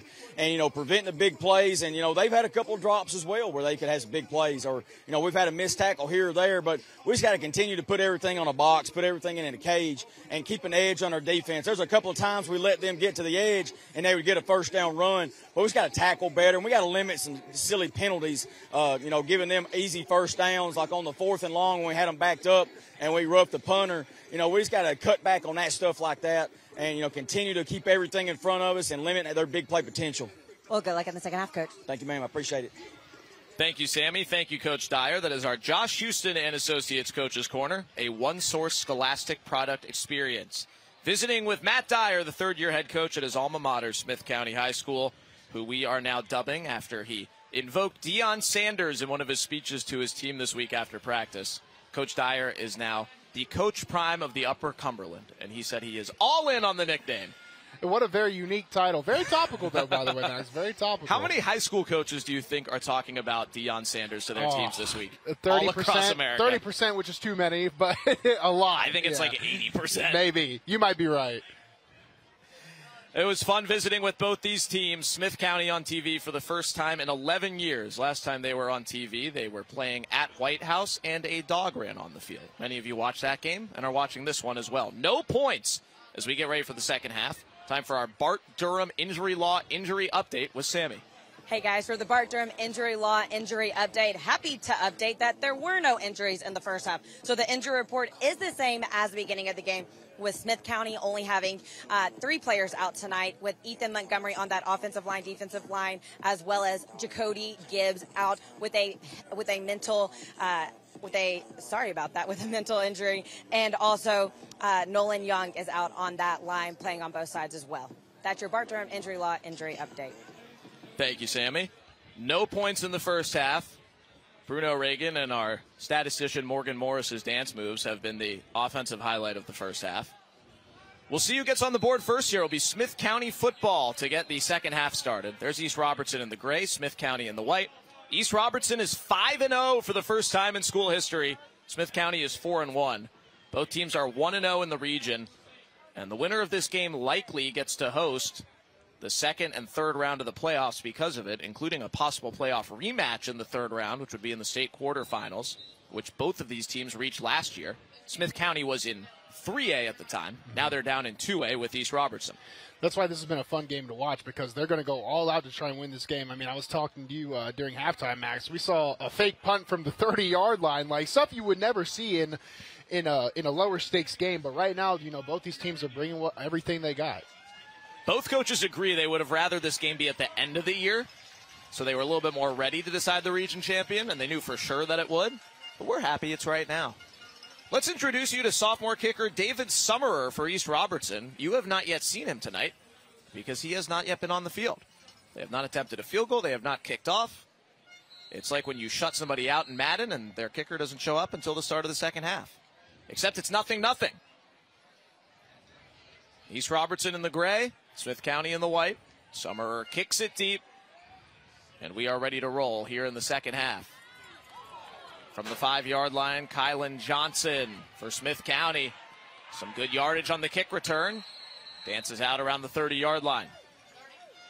And that's where the Owls will begin from Carthage, Tennessee, that they have redubbed Big Owl Country and have license plates on their cars to show it. Dad of the starting quarterback and starting left guard, Riley Martin, and Ty Martin's dad, Jason, works real estate in Carthage and was cleaning out an old business he was getting ready to sell when he found the original license plate press from a late 80s, early 90s memorabilia item for the football team. Big Owl Country. It is back. The old logo is back for when Coach Dyer's dad, Pat, was the head coach in the early 90s, succeeding Gary Rankin. Small town football on your TV tonight. Smith County in the white on offense in a scoreless game. They had 2 chances in the red zone, could not score, missed a couple of field goals. Start with Jaden Evans, who did not have a carry in the first half. Their junior running back. It had been all Ethan Madewell in the first half, who had 4 carries for just 5 yards. Something to note there. It looked like Smith County ran out of 11 personnel. They were talking about how East Robertson had been stacking the box against them. It looks like they're trying to spread out some formation and try and relieve that attack against their rush and really start to get some movement on the ground here. No gain on the first play of the second half. They will stay in 11 personnel here with the tight end Riley Lawler and 3 receivers. Pass right by Riley Martin is caught for a gain of 4 or 5 there by Peyton Hicks, our pregame player to watch, who had 3 catches for 17 yards in the first half. Picks up his 4th, and it sets up a 3rd and 7. Good job on the 3-step drop. You're right there on your 3rd step. You flow into it with the throw, and now you get a little bit of yardage. I think they matched their yardage of the first 15 minutes of the game in these first 2 plays right now. So definitely looking better in the second half. They did not have a first down until their 4th and final drive of the first half, late in the second quarter. Outgained 121-39. Screen to Hicks on 3rd and 7. He leaps a man as a flag comes in, and he's got the first down. But we'll check the penalty on the edge. Now, typically that's an offensive holding. I expect we might see a defensive holding here, Max. It is offensive. What did you see, Bruno? It looked like it was a great block on the edge there by the offense, and the defensive player actually pulled him down. Maybe I got confused. We might be able to get a replay on that here as we get the official call. Number 6 for the offense. 10-yard penalty from the spot of foul. Replay, 3rd down. Call it on the receiver, Key Harris, number 6 in white. Right here on the left side of your screen, number 6. You see he's driving him. It was totally clean on the offensive side. That was the defense pulling him down. That was a missed call by the officials there, straight up. He held off Elijah Groves, the senior outside linebacker committed to Kentucky. Their defensive coordinator, Brad White, was here tonight to check out him and his 2 younger brothers who have UK offers. Here comes one of them. Zach Groves with the pressure, forces an early throw, incomplete. 4th down. So the penalties cost Smith County, and they will go 3 and out on the first drive of the second half. Zach Groves is eaten. Big number 0. He was number 51 as a freshman last year. He said he honestly kind of liked 51 more than 0, more of a grinder number, but he'll take the pretty boy number 2. Absolutely. We've been calling Zach Groves' name a lot tonight, so look out when we start to make a decision for our player of the game coming down the stretch here. If the score stays 0-0, might have to be a defensive player. Zach Groves, the youngest of the 3 brothers, sophomore defensive end who had the pressure there, as offers from Tennessee and Kentucky, plus NC State. They all came in July. Purdue was his first Power 5 offer in June. Here comes Elijah Groves, the senior, on the kick return. A stiff arm, dancing everybody out of their shoes. Elijah Groves still on his feet and out of bounds. The man they call Playboy, the future Kentucky Wildcat. He'll play defense at the next level. But how about those moves in punt return? If you're coaching anybody on special teams, you're going to tell them, hey, get up the field and just get some yards. If you're coaching Elijah Groves, you're going to tell him, make a play, son, and that's exactly what he does. He goes backwards, he goes side to side, he gets skinny, and he's able to get some great field position for East Robertson here. A hard-earned 17-yard punt return for Elijah Groves, the number 2 senior recruit in all of Tennessee behind just Caleb Beasley of Lipscomb Academy, who's committed to Tennessee. Kentucky has recruited this area hard. They will play in Nashville tomorrow against Vandy. East Robertson comes out in the power eye, and Isaiah Groves, Elijah's younger brother, the middle of the 3, gets the handoff. Picks up 4. I love that formation there by East Robertson because it brings the safeties down. It takes away a level from the defense. Usually there's 3 levels. There in that very tough formation, there's 2. So if Isaiah Groves is able to bust through the first and second level, that's a touchdown. The lead blockers are Santana Washington, their 6th offensive lineman, and number 21, Emmanuel Alarcon, but it doesn't work here. Tackle for loss. Clayton Rigsby and Ryan Martin break through. It's 3rd down. Yeah, great job by Ryan Martin there on the backside. Number 12 for Smith County. You see how he sheds the blocker right there. That's just a quick club. He did it without the hand, too. That was a shoulder shrug right into the play. Great play. Martin, the senior will linebacker in this 4-2-5 defense. Their front is so good. Peyton Hicks, who's the other linebacker, said these linebackers just get to roam around and do whatever they want. That's a great point. They have been absolutely flying to the football tonight. It's going to be interesting to see if they can keep that pace here in the second half. Hicks was confident that his defense would do well in this game. He said our defense is going to pitch a shutout. He told us that on Tuesday. Well, they have so far, but it's scoreless here in the 3rd quarter. So they try to hold on 3rd and 7. Call it a snap, delay game, offense, 5-yard penalty, still 3rd down. Which is now 3rd and 12 for East Robertson.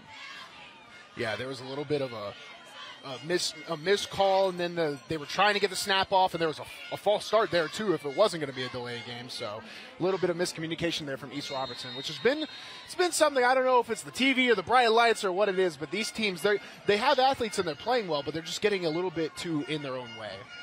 Might also be the tobacco smoke that rolls in from the farms here in Robertson County over the field around this time. You smell it, Bruno? I see it. Smell it, I see it, I breathe it.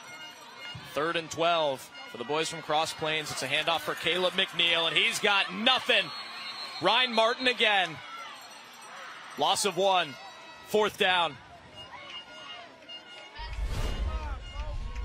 Ryan Martin, number 12. We've already called his name right here from the backside both times. These are effort plays when the runner gets to the edge and you're able to track him down. Great play by Ryan Martin. Great pursuit by the Smith County defense, and they hold East Robertson again to a 4th down. It's 4th and 12. And they've got Matthew Swearingen in at quarterback, the senior receiver who battled for the quarterback job this summer. Let's see if he's going to punt it out of this formation or if they're going to go on 4th and 12. And a flag. Right, snap, I'll start. 54, offense. 5-yard penalty, still 4th down. They may have had a trick up their sleeves there. Man, they're trying to get something done, but there's something from the sideline to the field that's just not connecting with East Robertson, Max, and it's really costing them throughout the entire game. You want to see them fix that coming out of halftime, but it still seems to be an issue. Coach Brooks told his team this week, if you're not focused and ready to go, something bad will happen. Well, his team has lacked focus at times, taken 10 penalties for over 100 yards. Swearingen will punt it right to a man for Smith County, and it's Kylan Johnson, the man they want with it. Kylan Johnson past the 50. 8 yards past the original line of scrimmage, but there is a flag along the way. Looked like some cut blocks on the edge there where those flags were thrown, Max. We'll see what the referees call here. East Robertson center Bryson Shreve is down injured, now back to his feet. Yeah, block the other way. You were right, Bruno. It is an illegal block, so that'll take part of the return back. Scoreless game. The defenses have been great. You're watching 2A football on the Tennessee Army National Guard's Friday Night Rivals, presented by Bart Durham Injury Law here on MyTV 30. They were ready for us at East Robertson today. Got the rock all painted up here in Titletown for MyTV 30. Saying, let's go, Tribe. And they got us some delicious barbecue from Wolf's Den Barbecue. Bruno Reagan just absolutely housing the pulled pork and beans. Bruno did a number on that Wolf's Den BBQ here in Cross Plains. That was good food. Thank you to everyone here at East Robertson. They've been awesome this week. Great to be here. Absolutely. Bruno Reagan approved as the Wolf's Den. I give it a 10 out of 10. East Robertson, great host, guys. We'll probably be back, if it's up to me at least. And we've also got the Indian one box over from us here for the East Robertson Indians. Great to be here in Cross Plains, Tennessee, about 45 minutes north of Nashville. Our director, Travis Porterfield, said he's going to try and buy every single ounce of banana pudding that Wolf's Den Barbecue produces. Smith County with the football back. Jaden Evans a carry for a first down and more. Evans past midfield. He did not touch the ball in the first half. but the junior running back at just 5'7", making some noise. I think Smith County is operating out of some lighter formations, and it's spreading the field out. Very smart. They said they needed to relieve the box and the pressure that East Robertson's bringing, and they've accomplished that now. 24-yard gain for a BMC Metalworks first down for Smith County in the white. Screen pass to Key Harris. Close to the marker again, and he's pushed out. Short of the first down. But another good gain for Smith County, who had just 3 first downs in the first half. Yeah, Smith County, they said they were running that gun tee. Now they're running out of a spread trips right there, and they throw the quick screen to the trip side. Now they're playing with some tempo. They changed it up coming out of halftime. Now they got trips right. 4 wide for the freshman quarterback, Riley Martin. Another screen to Harris, same play, and he spins his way to a first down. Smith County's moving. 40 yards on 3 plays as they try to break the scoreless tie. You think Smith likes Harris because they're getting the ball to him in open space as much as they can. Watch this. Presses the circle button, spin move, able to get another first down. BMC Metalworks first down for the Owls.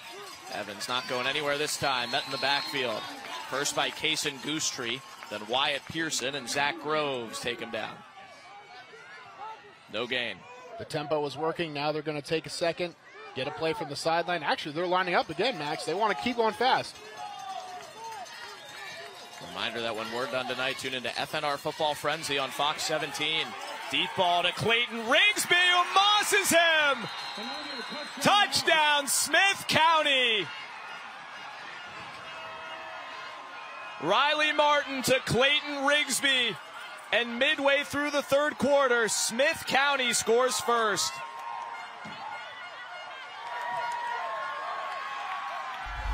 Martin knew exactly where he wanted to go with his ball. Watch his eyes. He takes one peek, high points the ball.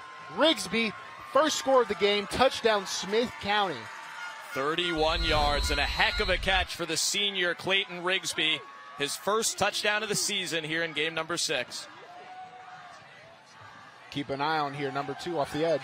Javi Gaspar, the offensive lineman, kicks the extra point. And it is 7-0 Smith County. Finally, we got some points. Clayton Rigsby with the catch. Goes up on Cade Brooks and takes it to the house. 7-0 Owls. 7-0 Smith County on a 31-yard touchdown pass by Riley Martin to Clayton Rigsby. Max Hers, Bruno Reagan, Sammy Kincaid. We finally got some points, Bruno. I didn't tell you, Max, but I was worried we were going to head to a 0-0 overtime game. Now that won't be the case. Smith County is in the driver's seat. I did say coming into halftime, I think the game was at their advantage, even though they were getting outproduced by about 70 to 80 yards by East Robertson, and now they've taken the lead. Smith County is 4-1. East Robertson is 5-0. Our Wilson Bank and Trust scoring summary. Our first of the night. 12 plays, 70 yards for Smith County, and a 31-yard touchdown pass to finish it off. Wilson Bank and Trust is proud to sponsor our local schools and student athletes, both on and off the field.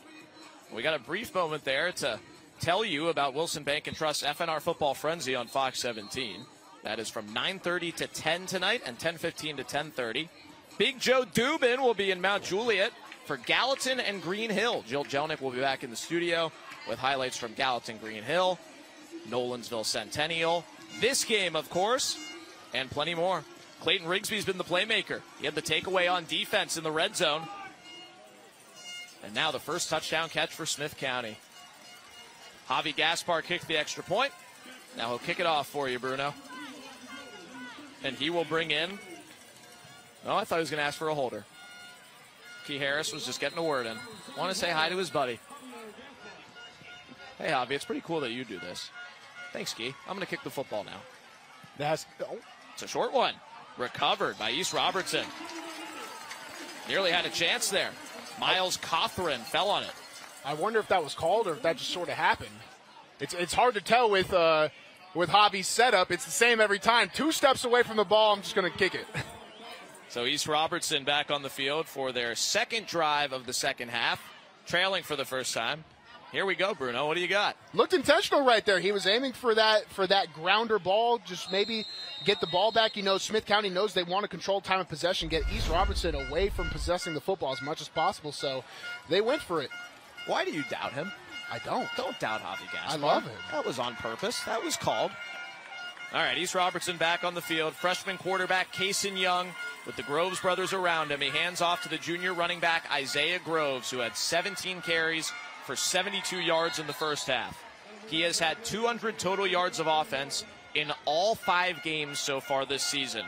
Smith County has contained him, and Peyton Hicks would like him to know that. And he's still producing real well.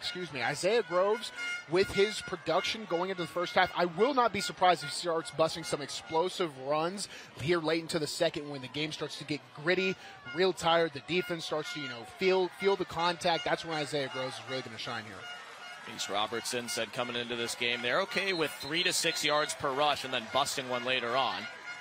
But you can only do that with 11 people on the field, and they have 12. Another substitution. Offense.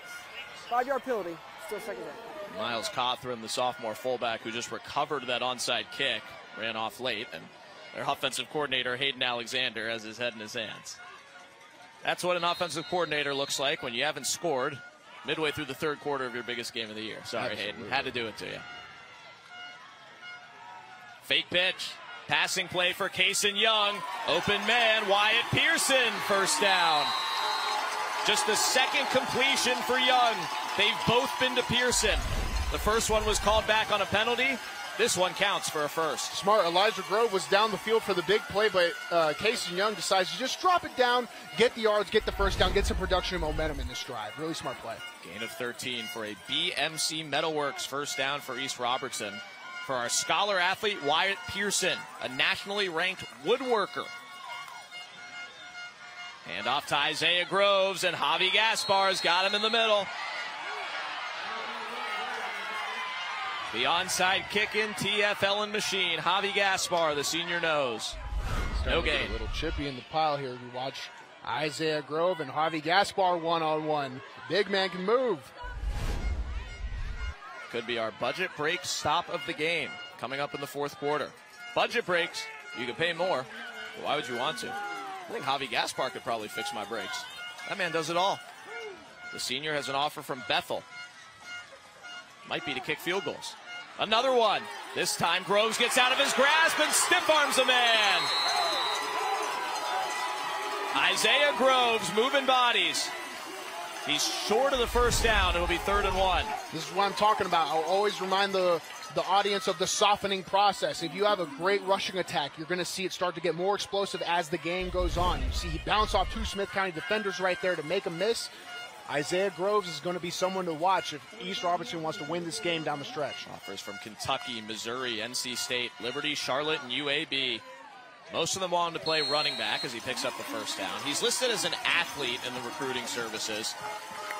If he played corner, he would be their best cover corner. We haven't seen him there much tonight. We thought he'd see them there more, but he focuses on running back, and he does it pretty well. That's smart. Running back is a very physically demanding position, so you don't want to spread your big-time running back out too much.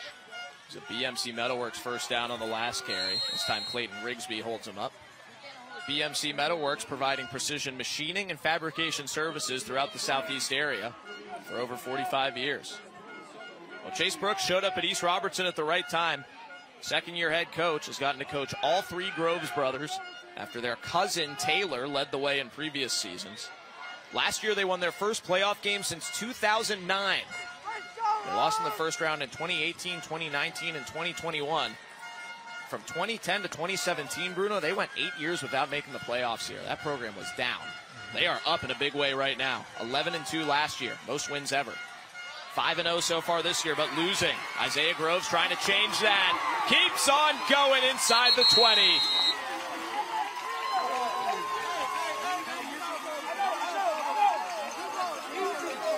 Game's starting to get chippy. Be careful. You want an unsportsmanlike to stop the process. But Isaiah Groves right here, he's going to bounce off defenders if he can get in space. This was a designed inside run by Isaiah Groves, saw all the room on the outside, said, I'm going to take that and I'm going to take myself over anybody Smith County has on me in space.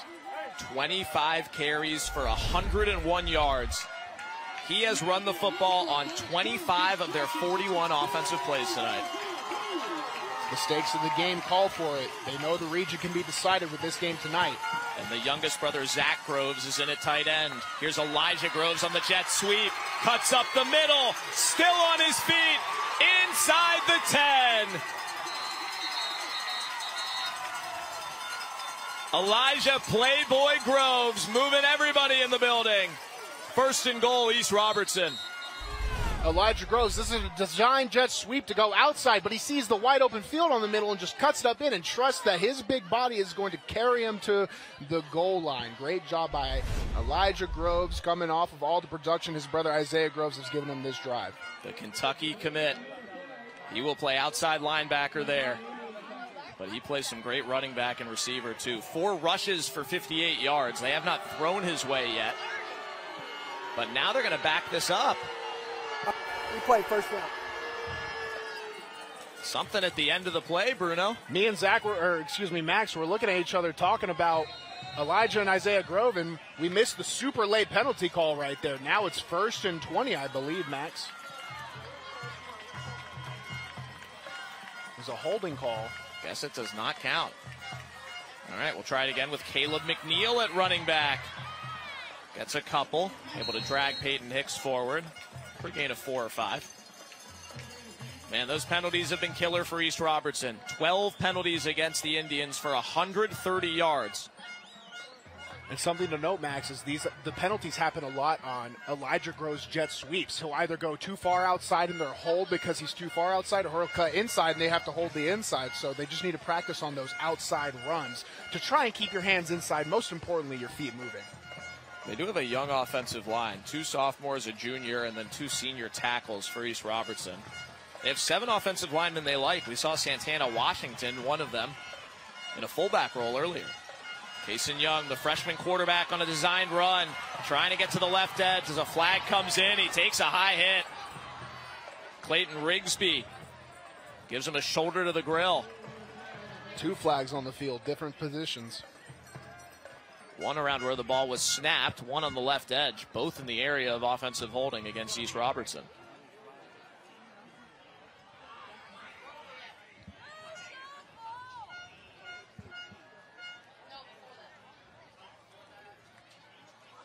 It is holding against East. This will be their 13th penalty. This drive summarizes exactly what East Robertson has done this game. Great production, great plays by the Groves brothers. We got holding, 54, offense, 10 yards from the spot of foul. We play 2nd down. East Robertson just can't get out of their own way. Watch the right side of the field. The left side of your screen right there is the first holding. And then they also call holding over on the right side, too. Coming up in the 4th quarter, our Bart Durham player of the game. East Robertson trying to get one of their boys in the mix for that. This is 2nd and 21 in the final minute of the 3rd quarter. Isaiah Groves got nothing. He's met by a trio of Owls. Ryan Martin, Javi Gaspar, and Paxton Hicks. Saw Isaiah Groves a little frustrated there at the end of the play. The frustration is mutual along all the East Robertson sideline. They need to get some poise right here. The quarterbacks, the coaches. 3rd and 19. They are an undefeated team, trailing this late in the game for the first time this year at 5-0. Smith County's come in. They've played good defense. They knew they'd have to. The 3rd quarter ends with Smith County ahead 7-0. Clayton Rigsby has the touchdown.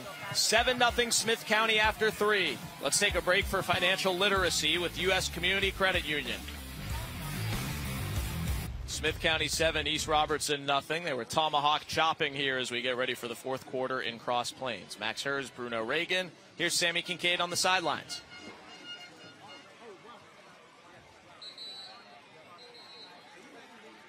We'll check in with Sammy momentarily. There she is. Go ahead, Sammy. Hey, right before that break, you were talking about a lot of frustration on the East Robertson side. And listening into the coaching staff, head coach, Coach Brooks, he was saying to the refs, you're not calling this game the same way on both sides. You need to call a fair game. Getting really upset with the ref. You also heard the defensive coordinator very unhappy with the tempo of this game. 13 penalties for 140 yards against East Robertson. 4 for 52 against Smith County. 3rd and long, incomplete.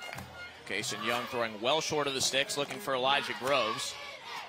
Playing for 4-down territory here. It will be 4th and 19 for East Robertson in the gray uniforms.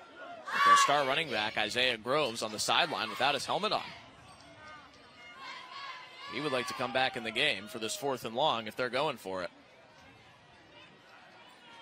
Freshman quarterback Kason Young, who was the leadoff hitter for the state runner-up baseball team last year as an 8th grader, leading the varsity offense, and had done very well with it up until tonight. 5-0 to this point. Tonight he has completed just 2 of 7 passes for 31 yards. Now facing a 4th and 19. Faces pressure. Kason Young gets away. Lets it fly. Tipped. And knocked down, incomplete. Smith County football. Zach Groves was there. I did not like this call, Max. 4th and 19. You go for it with the quarterback who's only completed 2 passes. The pressure is getting underneath him, and he just has to kind of throw it up and Hail Mary. The ball is tipped, and there's a chance there, but even if they caught it, I don't think they would have converted the first down there, Max. It would have been a long way to go for Zach Groves playing tight end there. And Smith County gets the football back as Elijah Groves gets his windshield wiped. First minute of the 4th quarter. It was scoreless at halftime. East Robertson outgaining Smith County, but the penalties have hurt them. Smith County's forced 2 turnovers and now a turnover on downs. Riley Martin, the freshman quarterback on the other side for the Owls in white, hands it off to Jaden Evans, who's dropped for a loss by Kason Goosetree. East Robertson's defense has something to say. Loss of 2.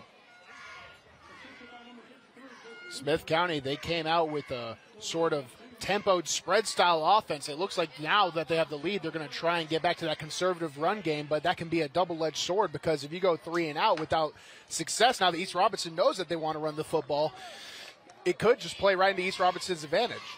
They think their style of play travels from the hole in Carthage, Tennessee, where they play their home games at the bottom of the hill behind the high school.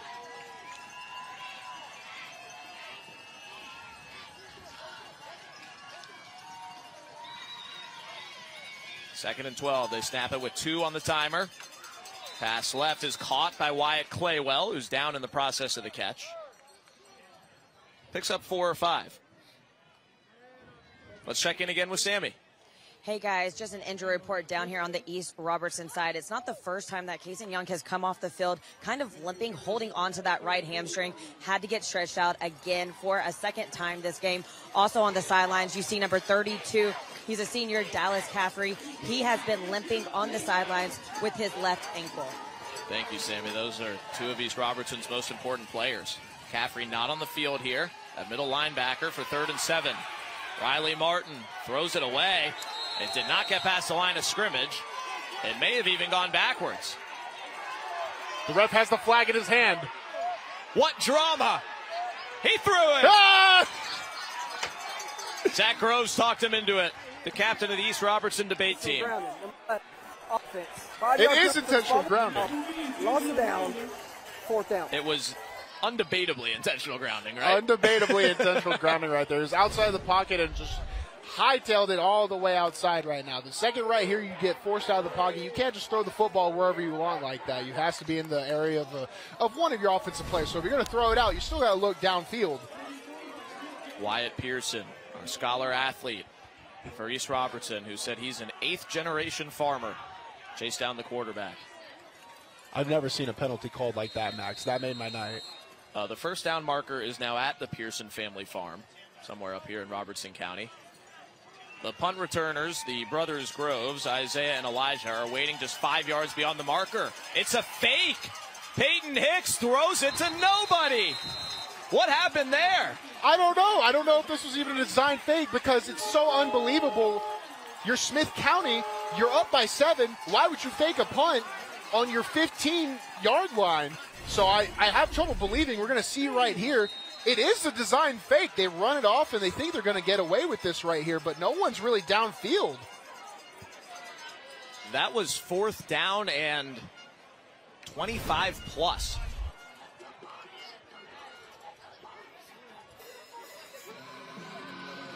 No one knows what's really going on right now, it seems, on the field. We will go to break. Everybody sort it out. Take a deep breath. East Robertson taking over inside the 15, down 7-0.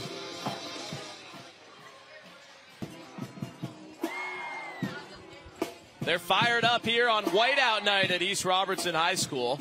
Their boys will take over at the 12-yard line after what looked like a fake punt on 4th and a mile, deep in their own territory for Smith County with the 7-0 lead. My name is Max Hers, Bruno Reagan alongside Sammy Kincaid on the field. Smith County's defense has done it in a variety of ways tonight, but they have not yet been backed into the red zone. East Robertson is there, looking for our Tennessee Army National Guard play of the game. We'll tell you what it is later. It might happen right now. Kason Young, the freshman quarterback, pitches it to Cade Brooks. Brooks looking to throw. Now will take it to the right edge and score! Touchdown East! Cade Brooks on the 12-yard run. And they're an extra point away from tying it up. We've been talking a lot of Groves. Well, how about Cade Brooks? He says, I can run the jet sweep around. It looks like he was going to set up the throw for a quarter second there, then just pulls up, runs through a hogwash of Smith County defenders. The son of the head coach, his dad Chase Brooks, over there to greet him. Cade Brooks scores his second touchdown of the season. And now the extra point by David Summerer to tie the game. Caleb Noakes is the long snapper. Matthew Swearingen the holder for East Robertson. Their first kick attempt of the game to tie it up is good. We are even. The long blonde curls of Cade Brooks go into beast mode. Pitch back, 12-yard touchdown to tie things up early in the fourth. Small town football on your TV tonight. Getting fun here in the second half. After the fake punt, we think, gave the ball back to East Robertson at the 12-yard line. Just one play needed on our Wilson Bank and Trust scoring summary for that man, Cade Brooks, to score East Robertson's first points of the night. After a gamble that would even look crazy on a Wednesday night poker night at Ebles over there in Carthage by Smith County. They will get the football back here on a bounce. Kylan Johnson, their kick returner, has been good tonight. Gets in the open field. Kylan Johnson past the 40. Game that was scoreless at halftime has seen some points here in the second half. Smith County scored in the third quarter, about halfway through. Now East Robertson able to break the shutout and even things up. Yeah, we're in an interesting part of the game now where it could come down to maybe 2 to 3 more possessions. So every single possession here counts. It's going to be interesting to see. Those offense want to operate, but it's important to not turn the ball over. That's where the points have came in today, Max. Riley Martin, the freshman, who throws 90 miles an hour on the baseball mound, being recruited by SEC baseball schools and could commit at any time. You commit as a freshman quite a bit in college baseball. He's toward Tennessee and Arkansas. Also starting at quarterback for Smith County. Lets it fly a little too high. Big hit on the back end by Lane Bruce for East Robertson. And Jermaine Kason's feeling it. Great protection right here, just a little bit over. He put everything he had into that throw right there to try and thread it. It did hit him in the hands, but it was a little too high right there. Incomplete, and Kason heads off the field, holding his lower back. Dallas Caffrey's still not out there for the East Robertson defense. Their senior middle linebacker, put in for by Emmanuel Allerton. 2nd and 10 for Smith County, the Owls in the white. Riley Martin completes to Peyton Hicks, their number 1 receiver. Gains 6 yards. That by John Randolph, the big man who went downfield with the speedster. Right at midfield, sets up a 3rd and manageable. Opens up the playbook for Smith County, who has found some success with the pass, but wants to be a run-first team. 3rd down and 3.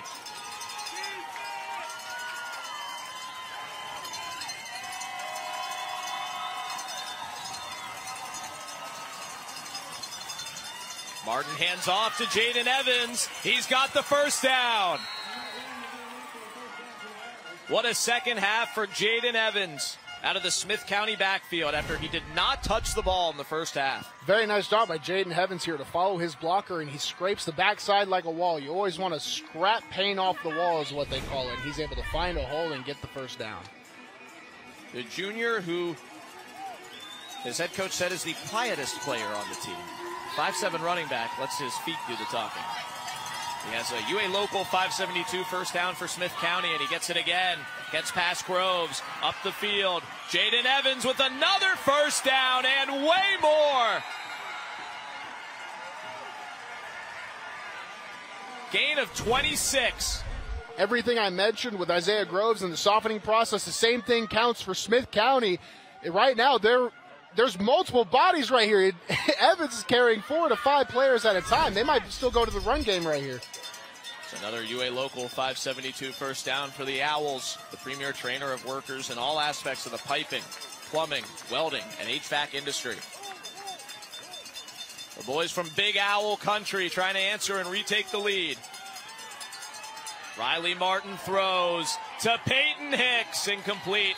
There is a flag from the defensive backfield.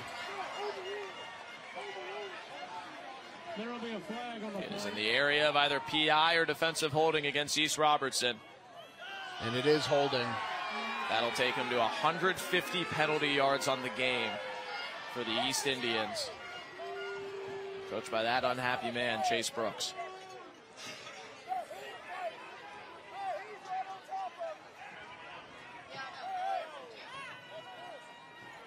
Prior to the pass, holding.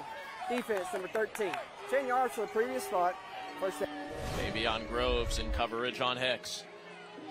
Right there, you see his right hand just ever so slightly.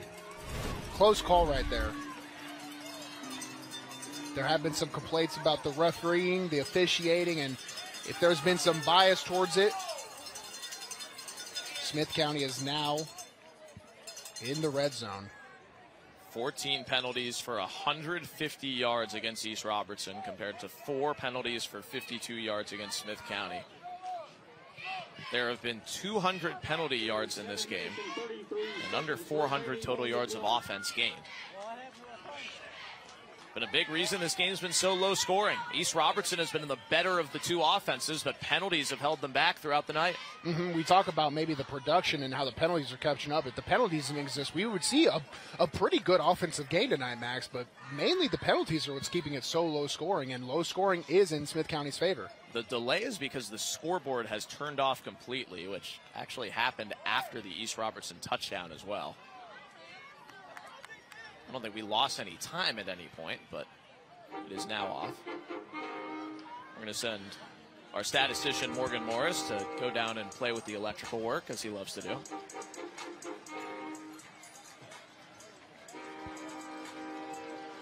Keeping the lights on here at East Robertson. I will give a shout out to Chase Brooks, who's going to get on the phone and figure out what's going on here. I have never seen a head coach at any of the games we've covered do as much in the 2 hours before the game as we saw Coach Brooks doing today. He was setting up literally everything, and he had help from his assistants, of course. But that's 2A football right there. You got to plug everything in. You got to put everything in. You got to make sure you're ready to host a game. And he does it all here. So on the Smith County side, Josh McWhorter will ask Matt Dyer if he has any electrical experience. Sammy Kincaid will listen in. And we will get a breath and a chance to look at Ty Martin's gorgeous mullet. Oh, and it's gone. All right, we got the scoreboard back. We've been attacked in the booth too, Max. I don't know if you saw that right now. I just got hit in the chest with some sort of flying device. Oh, we got a foam football down here. Oh, that's property of the TV station right now, sir. Thank you. Bruno, I think those are from us, so you can have as many as you want. All right, I'm not sure what else there is to explain here, but we'll get back to football. Such a pleasure getting to hang out with these two teams this week. There's a very legitimate chance that whoever wins this game can control their path to Chattanooga with a whole lot of home field. It certainly has not been the best performance for either of them, but the way the east side of 2A shakes out, this game could mean a whole lot. Sammy, what is going on right now? So I was just listening into the refs talk to head coach, Coach Dyer, and they were telling him that they're not going to rely on the scoreboard clock anymore for the remainder of the night because it keeps going out. Instead, there is a clock in the press box, so y'all might actually know the time before they do on the field. But they're going to rely on the clock in the press box instead. The play clock is working, though. Thank you, Sammy. Yeah, we do have the luxury of play clocks on the field on both end zones here at East Robertson. So back to football we go. Reminder that when we're done tonight from 9:30 to 10 and 10:15 to 10:30, FNR Football Frenzy is on Fox 17 with Jill Jelnick and Big Joe Dubin. Big Joe on the go is in Mount Juliet tonight for Gallatin at Green Hill. So tune over to Fox 17 when we're done. Smith County is in the Sprints Home Furnishings red zone. 1st and 10 at the East Robertson 15 and a tie game here in the fourth quarter. Let's play some ball. Flag. The long pause. It was a false start. False offense. 5-yard penalty. Still first down. And a bit of a Bronx cheer, or a Cross Plains cheer, as they call it up here, from the Indian faithful.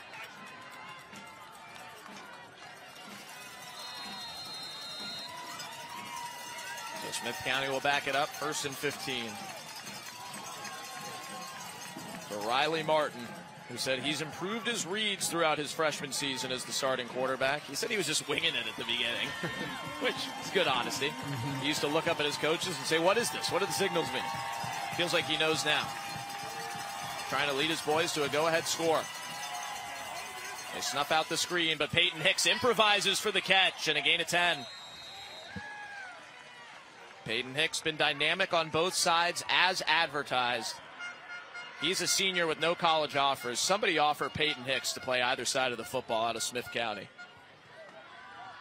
So you see the clock on our score bug in the bottom right of the screen. That is the scoreboard clock, which, as Sammy said, they are no longer using. So it must be frozen or just abandoned.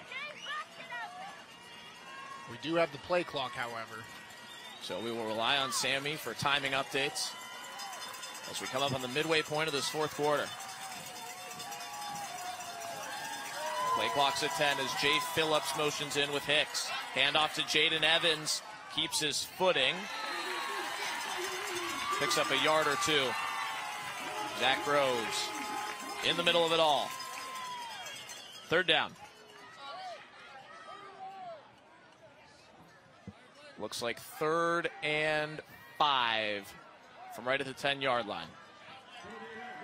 Playbook is open for Smith County here. I would not be surprised if they drop back, but it could be a rollout. Could just be a design inside zone run, too, because we've had so much success with it right here with Evans. Clayton Rigsby split all the way right with single coverage, the man who caught their first touchdown. Martin hands it off, and it's blown up. Miller Cothran snuffs out the run, and it's 4th down after a loss of 3. Miller Cothran right there. What else can you say? He gets low. He gets his helmet to his knees and then lifts up. TFL. The junior outside backers had a couple big plays tonight.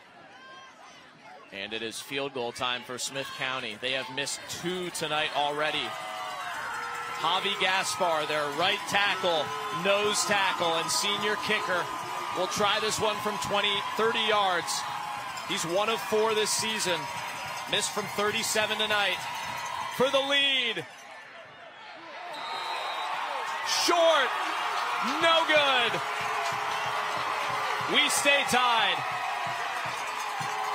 It had the accuracy, but it just didn't have the footing right there. It's a lot to ask from Javi Gaspar right there to get his kicking duties. Game in his hands right now. Now it's time to get back on defense, young man. Stays 7-7 here in the fourth quarter, and reminder that time is being kept on the field, so we will keep you updated as best we can.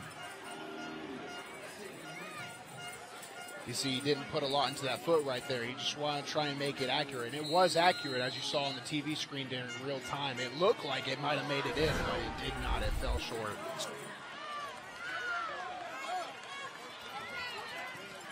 So East Robertson takes back over at their own 20, the spot of the missed kick. Isaiah Groves gets to the right side with some room. Isaiah Groves, the play of the night so far. East Robertson's moving. Isaiah Groves well over 100 yards tonight. Picks up a big chunk. I said it before and I'll say it again. The Groves brothers are guys that you'll look at and you'll be like, for anybody else, you would coach them, stay in the run lane. If you're the Groves brothers, you're going to tell these young men, make a play, and he does. Gain of 25 for Groves, who gets it back. The junior running back, as a flag flies in, may have come before the play.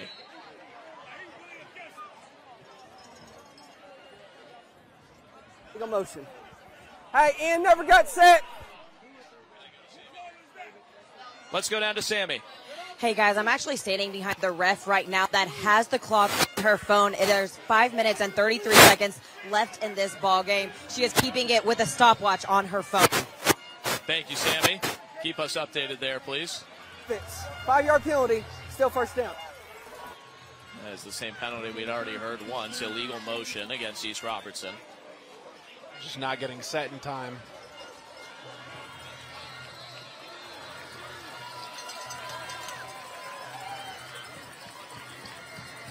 Pitch left to Groves. Has a couple of men to beat.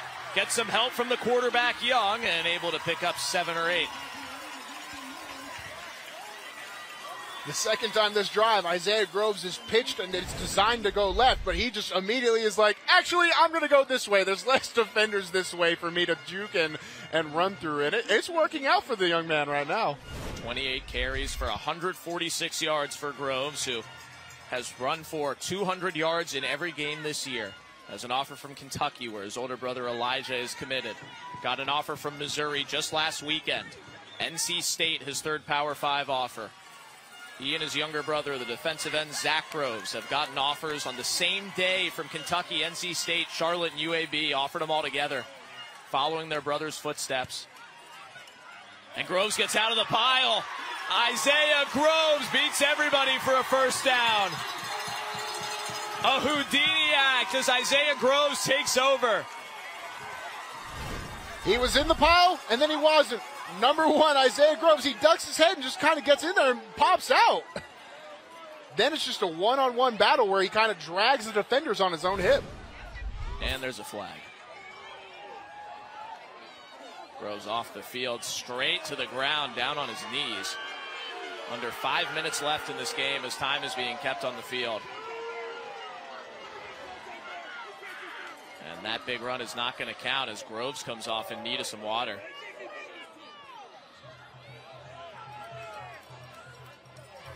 Incidental face mask.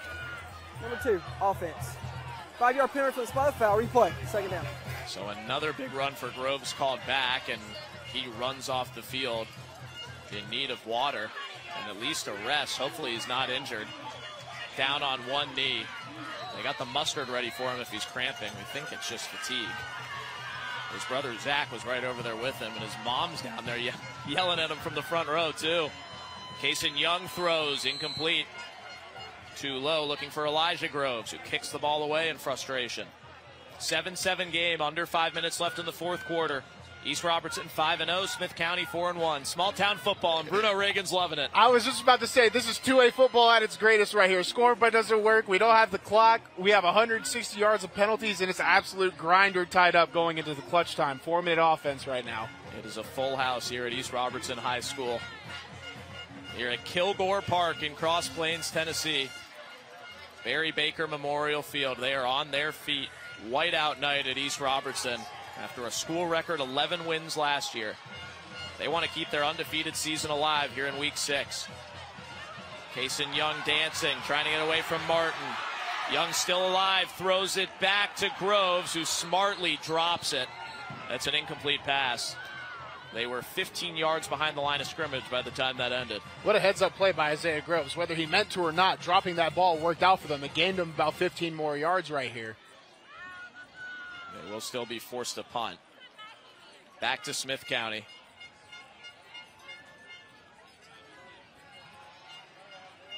Isaiah Groves is leaving it all out on the field tonight.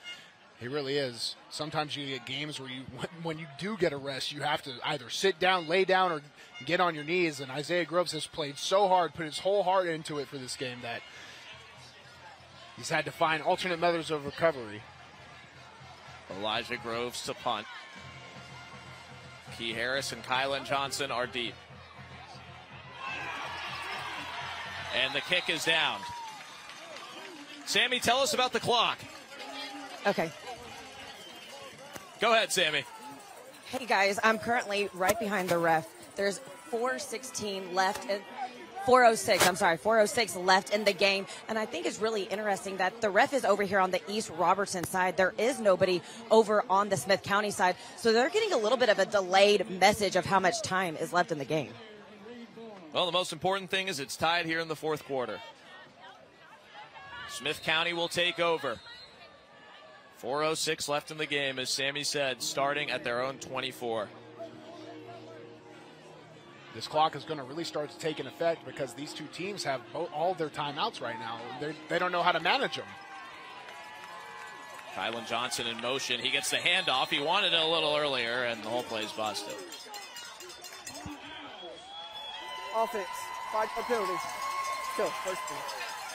That is our 22nd accepted penalty in the game for over 230 yards combined between the two teams. 2/3 of that has been against East Robertson. This one against Smith County.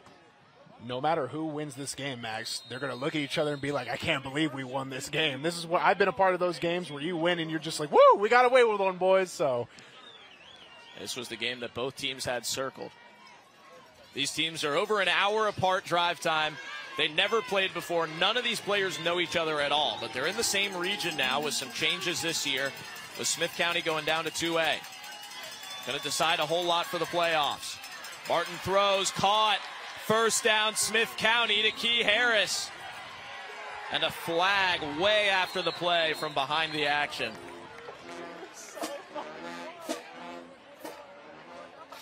This may have been something after the play.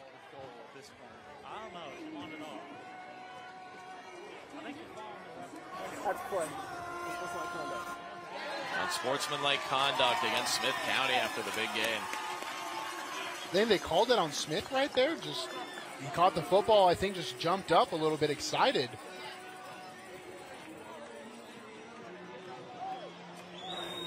After the play was over, unsportsmanlike conduct, number 6 of the offense. 15-yard penalty, first attempt. It was on Key Harris who caught the first down. Didn't seem like much there. We'll take another look. Watch Key Harris when he gets up right here. So he secures the first down.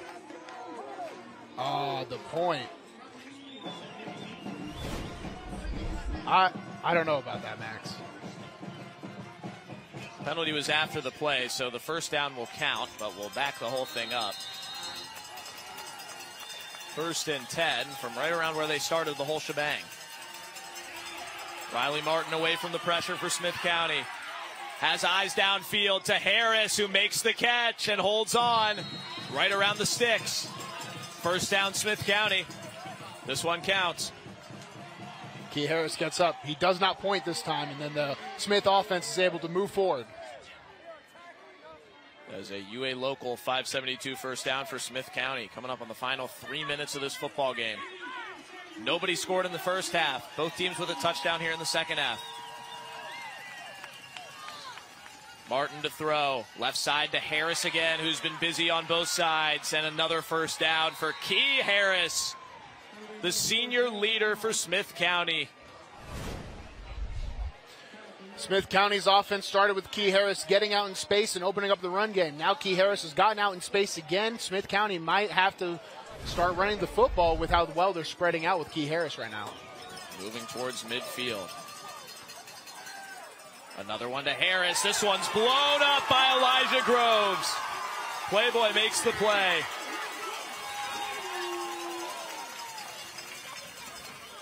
Smart play by Elijah Groves there. He says, I think I know where they're going to go to the football. He keys in on number 6 and absolutely runs through the blockers in the open space they have between them to make that play. 2:37 and counting left on the official clock, Sammy tells us. And a timeout called to stop that non-visible clock because the scoreboard doesn't work by Smith County. Neither team had used a timeout yet to this point. Bruno, what type of play is it going to take to win this thing? I think it's going to be one of the big players, either a Key Harris or a Cade Brooks or one of the Groves brothers just kind of saying, I'm going to do this myself, Max, and get one out. Or it could be our boy Javi coming back up for one more kick, maybe for Smith County to take the win. We'll see. Here's what Smith County's done this season. They're 4-1 with a region win over Trousdale County heading into this one. The 6-3 overtime loss is certainly the outlier. And they actually didn't really hate how they played in that game and thought this game may be like it in some ways. Well, it's played out that way in many respects as we're tied 7-7 late. These are just two great teams playing against each other. And I think Smith County could have also put up points to match in East Robertson and what East Robertson would have wanted, maybe a 20-20 type game. But this is Smith County's world. This is their game right now with the low scoring. And that's why they have the ball to control. And really, this is their opportunity to win with this drive right here. So out of the timeout, 2nd and 12 for the Smith County Owls in the white uniforms. Riley Martin's pass caught for a gain of 2 by Peyton Hicks. And Elijah Groves takes care of that quickly in coverage. The Kentucky commit, Elijah Groves, 2 big tackles to start this set. Elijah Grove must have an earpiece or something with the play calls because he's all over the field on this drive. He's solely the one making the cuts, making the plays.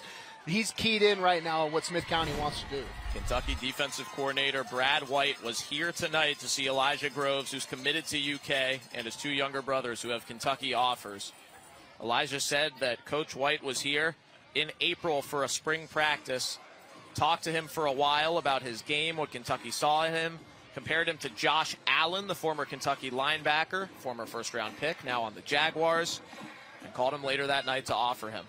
What a story Groves has been. He had no offers at the end of his junior year last year, had to play with a club on both his hands because of injuries.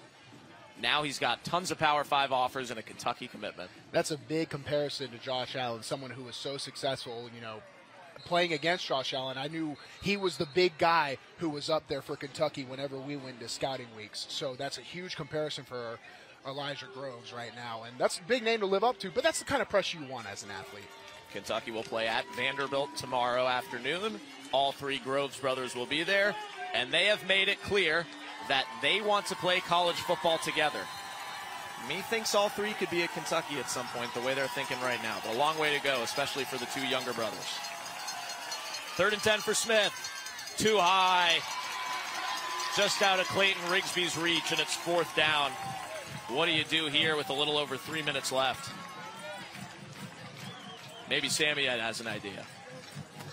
Hey, guys, well, they're going to have to figure it out on the East Robertson side. They're going to be down one of their linemen, Santana Washington. He is out for the remainder of the game. The trainer was just talking to his parents. He will not be returning for the end of this game. Thank you, Sammy. Yeah, we saw Santana in a couple of different roles as their 6th man on the line. And Smith County will punt here. Peyton Hicks ready to boot it deep to Elijah Groves. Low kick, as they all have been for Hicks. Groves plays it on a bounce. Stiff arms the first man. And it takes 5 Smith County players to stop him. Not much on the return.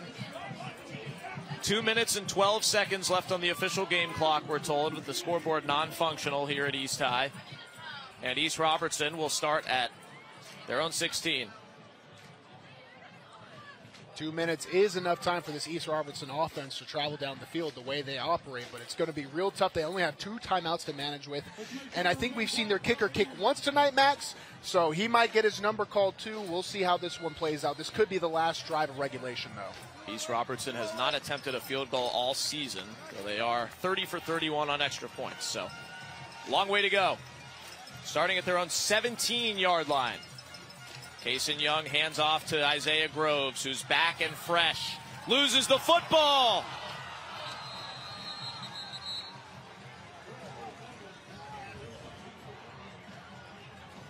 Who's got it? Big pile. Still no signal. Smith County football. We had a debate there in the middle of the field like it was the Roman Senate, but it eventually comes up. Smith County gets the football. Isaiah Groves right here comes back fresh after getting some rest. And you can see right there, it just gets ripped out. Ty Martin forced it. Who knows who recovered it down there? The scrum after. It's one of the big mysteries of football. The goal is to just come up with it. And Smith County does just that. Jay Phillips comes out of the scrum with the pile, the senior safety. Who knows when or how he got it, but he did. And Smith County has it back at the 21-yard line with around 2 minutes to go. What a defensive play as Isaiah Groves loses the football, the star running back who'd had a great game despite the offensive struggles in other areas for East Robertson. Absolutely. It's tough because it's one of those things where Isaiah Groves has given so much, played so well. There have been so many mistakes around him, and he makes just one, but it's at a critical part of the game. All right, Smith County back on offense, trying to take the lead in the final 2 minutes. Riley Martin to Key Harris. Touchdown, Owls. Smith County takes the lead with 2 minutes to go. A Hiller heating, plumbing, cooling, and electrical touchdown for Smith County. Martin does a great job right here to step up in the pocket but keep his eyes downfield to Harris, who just goes right over the second level of the zone coverage, and Harris is able to make one-man miss to get the touchdown, and Smith County now up 6 pending the extra point. So with 2 minutes left in the fourth quarter, Smith County retakes the lead. And Javi Gaspar will try to make it 7 with the PAT. Key Harris, who caught the touchdown, will snap it. Hicks the hold, and Gaspar nails it. We are told officially 1:36 left in the game as Smith County takes the lead. Riley Martin to Key Harris. Riley Martin stepping up in the pocket and really making the play when it counts. Key Harris had an issue with the earlier drive where he got an unsportsmanlike. It kind of stalled the drive, and he answers back in a big way to put Smith County up. Jay Phillips in on the fumble. On the first play on offense, Smith County capitalizes. Our Wilson Bank and Trust scoring summary. An easy one. One play, 21 yards.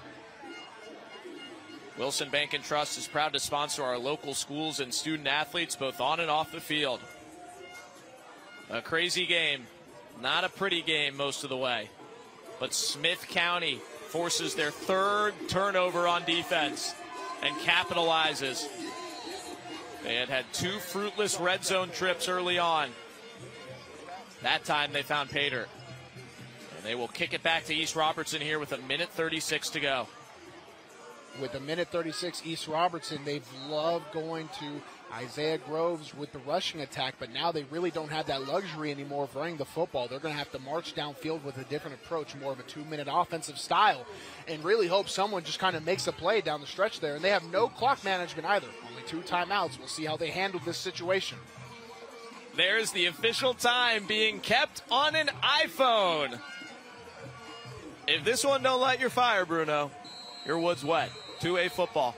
Freshman Bradley Pickett will kick it deep here rather than the shorter kicks from our man Gaspar. Elijah and Xavion Groves are deep to receive. Directional kick, straight out of bounds. Works for East Robertson's favor right there. Get a little bit of field position back to start this 2-minute drive.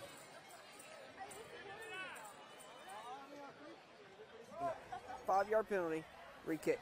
They have elected a re-kick. They want to run this baby back.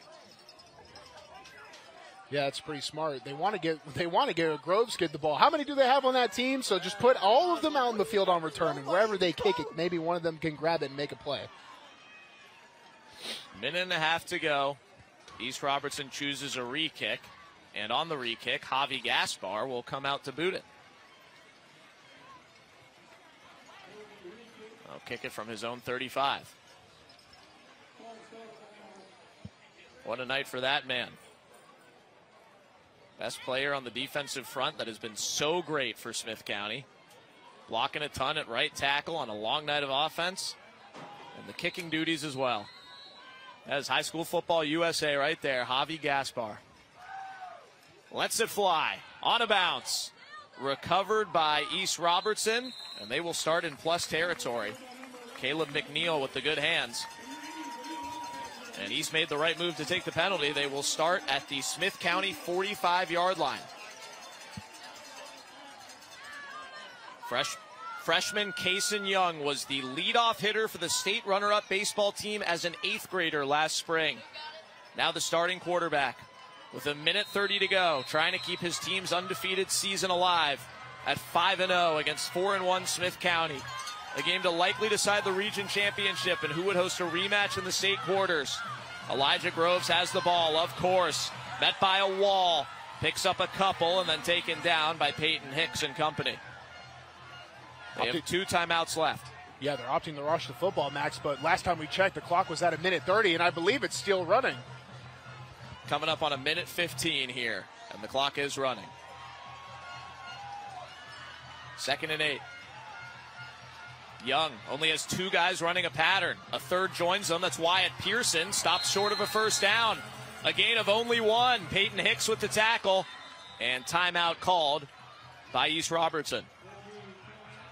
Well covered by Smith County there, but now they only have East Robertson only has 58 seconds to operate with, and they're on a 3rd down, so they have 2 downs left to kind of travel 9 yards and then figure out an offensive game plan after this first down, because now they are only down to 1 timeout, Max. Again, the scoreboard is not working, so all the timing updates we tell you are official. 58 seconds left as the timeout is called. Thank you, Sammy, down on the sidelines, for relaying those to us.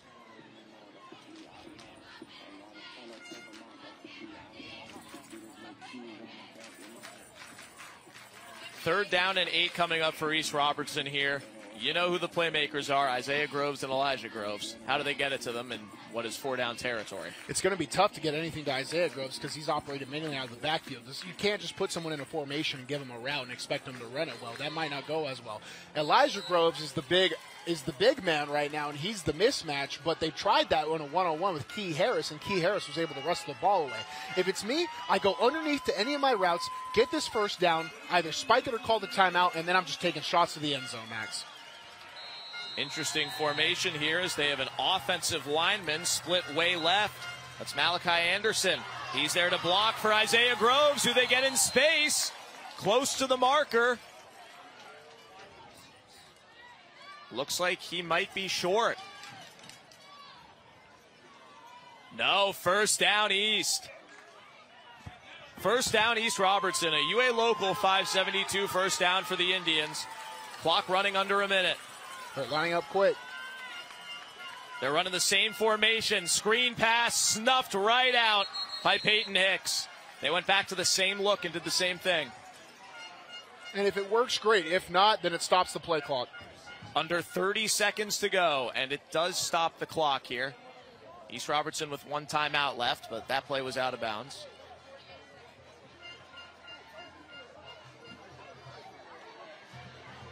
Now we're told 48 seconds left.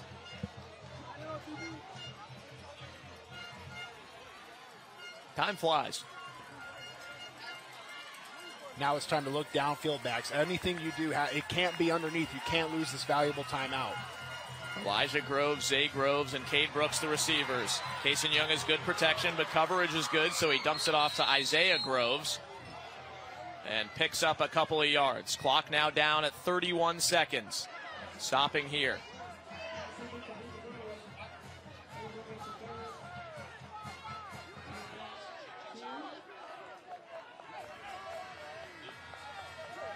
Now we're told 41 seconds. Bruno's got his abacus out. I don't even know what that is, Max. Only a gain of 1 on that last play. Not a favorable spot for East. 3rd down and 10 at the Smith County 35. Clock not functional. Freshman Kaysen Young trying to get his offense to function late on a dysfunctional day. Young throws, caught by Brooks. Pick up 4 and set up a 4th down and 6. Timeout East Robertson with 31 seconds to go. This time I mean it. There was only 2 routes ran, and it looked like Elijah Groves, who was lined up as the left farthest receiver, he didn't even move off of the snap. There's just confusion everywhere on the field, Max. I mean, there was no one that ran more than 8 yards down the field in a must-score situation for East Robertson. Timeout East, their final timeout with 31 seconds left.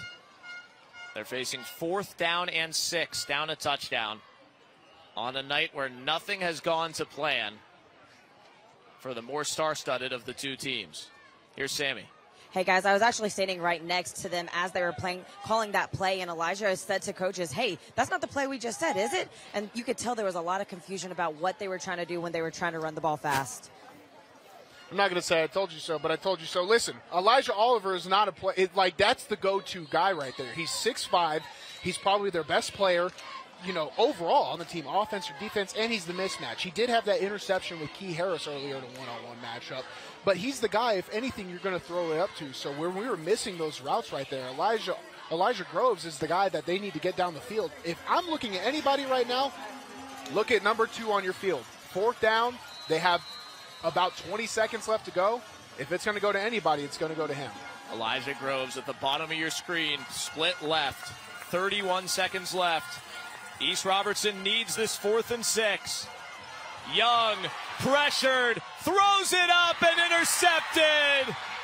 Peyton Hicks has it for Smith County, and the Owls are going to win it.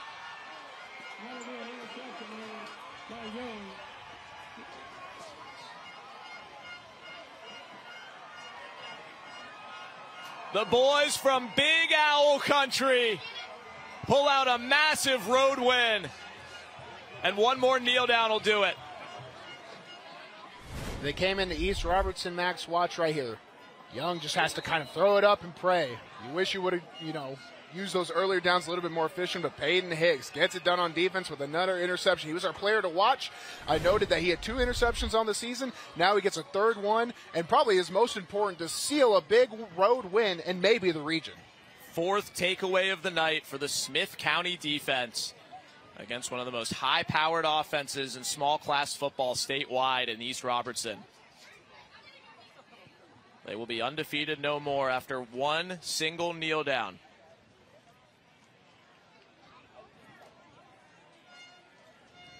$18 seconds left on the game clock.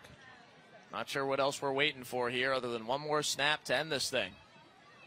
Yeah, East Robertson has no timeouts. The second they take this knee, this game is over.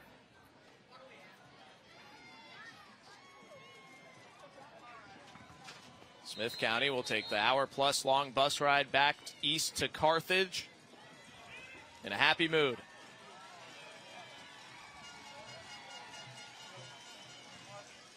Well, the East Robertson crowd brought it tonight, but unable to will their boys to a win and a chance to continue their undefeated season.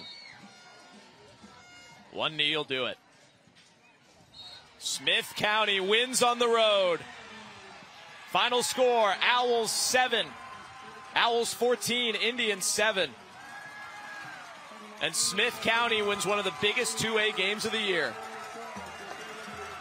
An absolute heavyweight match in all the wrong reasons. There were penalties. There was disadvantages. Smith County, I believe, had 5 or 7 yards and 2 red zone appearances by the end of the first half. And they're able to come back, grind it out. They showed a lot of adjustments coming out of halftime. East Robertson kind of played by the same old things with their penalties on offense, so it kind of went to who adapted better to all the bad situations we had tonight with the clock, and it was Smith County. Matt Dyer, a happy head coach for Smith County. Let's take a look at tonight's budget break stop of the game. Budget breaks, you could pay more, but why would you want to? 2 big takeaways in the final 2 minutes of the game for the Smith County defense. This one sealed it on 4th down. Would have been a turnover on downs either way. Peyton Hicks says, I'll take that pick, and I'll take the W. Peyton Hicks, our player to watch on defense. I noted that the key to the game for Smith County was trust your defense to keep this game close, and for Peyton Hicks was to try and force a turnover to do that, and he does just that on the most important play of the game. That is our budget breaks stop of the game for Smith County High School. Budget breaks, you can pay more, but why would you want to? We will take a break, come back, talk with Coach Dyer and the boys from Smith County after a 14-7 road win. More to come on the Tennessee Army National Guard's Friday Night Rivals, presented by Bart Durham Injury Law here on MyTV 30. Smith County hits the road and beats East Robertson 14-7 tonight. Both teams are now 5-1 on the Tennessee Army National Guard's Friday Night Rivals. Presented by Bart Durham Injury Law here on MyTV 30. Al Gore is happy. Shout out to Al Gore, Carthage native, if he's watching. I don't know if he is. But everyone in Carthage is happy tonight. Party at Ebles tonight. 14-7, Smith County defeats East Robertson. Time for our play of the game, brought to you by the Tennessee Army National Guard. First offensive play after a turnover by the Smith County defense, and the offense cashes in. Riley Martin to Clayton Rigsby, the game-winning touchdown with 1:36 to go from 21 yards out.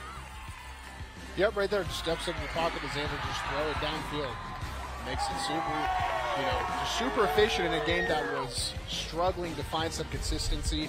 Smith County really brought it at the end there. Key Harris in the middle of everything tonight on both sides of the ball. Our Tennessee Army National Guard play of the game with the game-winning touchdown in the final minutes. And our Bart Durham player of the game, Key Harris was certainly a candidate, but we'll share the love, to Clayton Rigsby, who was also great on both sides of the football. A takeaway on defense with a fumble recovered inside the 10-yard line. And then also the first touchdown for Smith County on offense. Rigsby was in the middle of everything tonight, Bruno. First on defense, number 1. Absolutely. Take a look right here. He goes and high points the football, is able to recover his own tip. This was the huge thing that started for Smith County. They did not convert a touchdown on that, but it showed them that they were able to get in good position and mainly keep East Robertson away from scoring. Now here on offense, this was the one that set them up. High pointed and ripped the ball down, was able to get on the board first for Smith County. That was huge in a game like tonight where people were struggling to find anything offensively. It says, I'll go and I'll make the play. No scoring until the middle of the third quarter on Rigsby's touchdown. Smith County wins it 14-7. All the scoring in the second half. I'm very excited to hear what Matt Dyer has to say about his boys' crazy win tonight, Sammy. Yeah, no, he was pumped up talking to his team after that. Coach Dyer, you said you guys have been battle-tested all year long, and that's how you got it done. You were ready for it tonight. What can you say about them being battle-tested in this fourth quarter? I mean, our dudes are just a bunch of warriors. You know, they're a bunch of just savages, and, man, you know, they're doubted every single week. I mean, last year, this year, you know, no one gives us a dadgum chance. And, you know, our dudes, we take that personally. And, you know, I'm just super proud of these guys, man. I love them, and they're just a bunch of fighters. You know, when we're in that cage, man, they're locked in with us. You know what I'm saying? And there's nowhere to run, nowhere to hide, and we're just going to keep fighting week in and week out. And, man, I love this team. And you said at the very end of whenever I was asking you about the keys, it's going to come down to us making a turnover. You had a turnover in a key part. What can you say about the defense? Well, it's just, I mean, Coach Hard does a great job with, you know, getting these guys ready and getting these guys prepared. And then, you know, I think Ty Martin's the one that ripped it out. I don't know who recovered it in the scrum. But, man, that's a seniors dude stepping up and making a play. I guess it was Jay right here. He, you know. But, you know, at key time in the moment, you know, your guys step up and they make plays for you, and that's what this is a team of. It's a team of playmakers. And however many guys count us out, man, we're just going to keep making plays because that's what we are. We're just a team of dudes making plays together, and we play for each other. And actually, I have one more for you. Have you ever played or coached in a game where the clock did not work? What can you say just about the grit of this team and just the circumstances that you were able to win this one? Well, it's sitting there constantly asking for a time check, you know, and everybody's like, what time, coach, you know, and just we're sitting there asking the refs for time. But, man, it's just the resiliency of these guys right here. You know, it don't matter what time's on the clock. They're going to line up and play. They're going to line up and fight, and that's why I love every single one of these dudes. Well, I'll let you go ahead and celebrate. I'll go ahead and hand it over here. Congrats, you guys. Jay Phillips, lift that trophy high. No one gives us a dadgum chance, and we take that personally, says Matt Dyer, a.k.a. the Coach Prime of the Upper Cumberland. Congrats to Smith County High School, a big win on TV tonight. 14-7 to get in the driver's seat in Region 3 of Class 2A. Join us again next Friday night at 7 as East Nashville goes to Smyrna. That is our game of the week next week. East Eagles against Smyrna Bulldogs. Looking forward to that one next Friday night. All of us want to take a moment to thank our wonderful sponsor partners who make these games possible for you to watch at home. They are the Tennessee Army National Guard, Bart Durham Injury Law, and Rackley Roofing. We'd also like to thank our other great sponsor supporters for their contributions to our telecasts. The Protein Snack Shop, South College, BMC Metalworks, UA Local 572, Hiller Plumbing, Heating, Cooling, and Electrical, Wilson Bank and Trust, Sprint's Home Furnishings, the United States Marines, Action, Nissan, Western Kentucky University, Budget Breaks, U.S. Community Credit Union, and Josh Houston and Associates. And a final thank you to both high schools for their support. East Robertson High School and Smith County High School. Great being in Robco tonight. Smith County headed home with a 14-7 win. For Bruno Reagan, Sammy Kincaid, and our entire crew, my name's Max Hers signing off. Smith County wins 14-7. Thanks for watching high school football.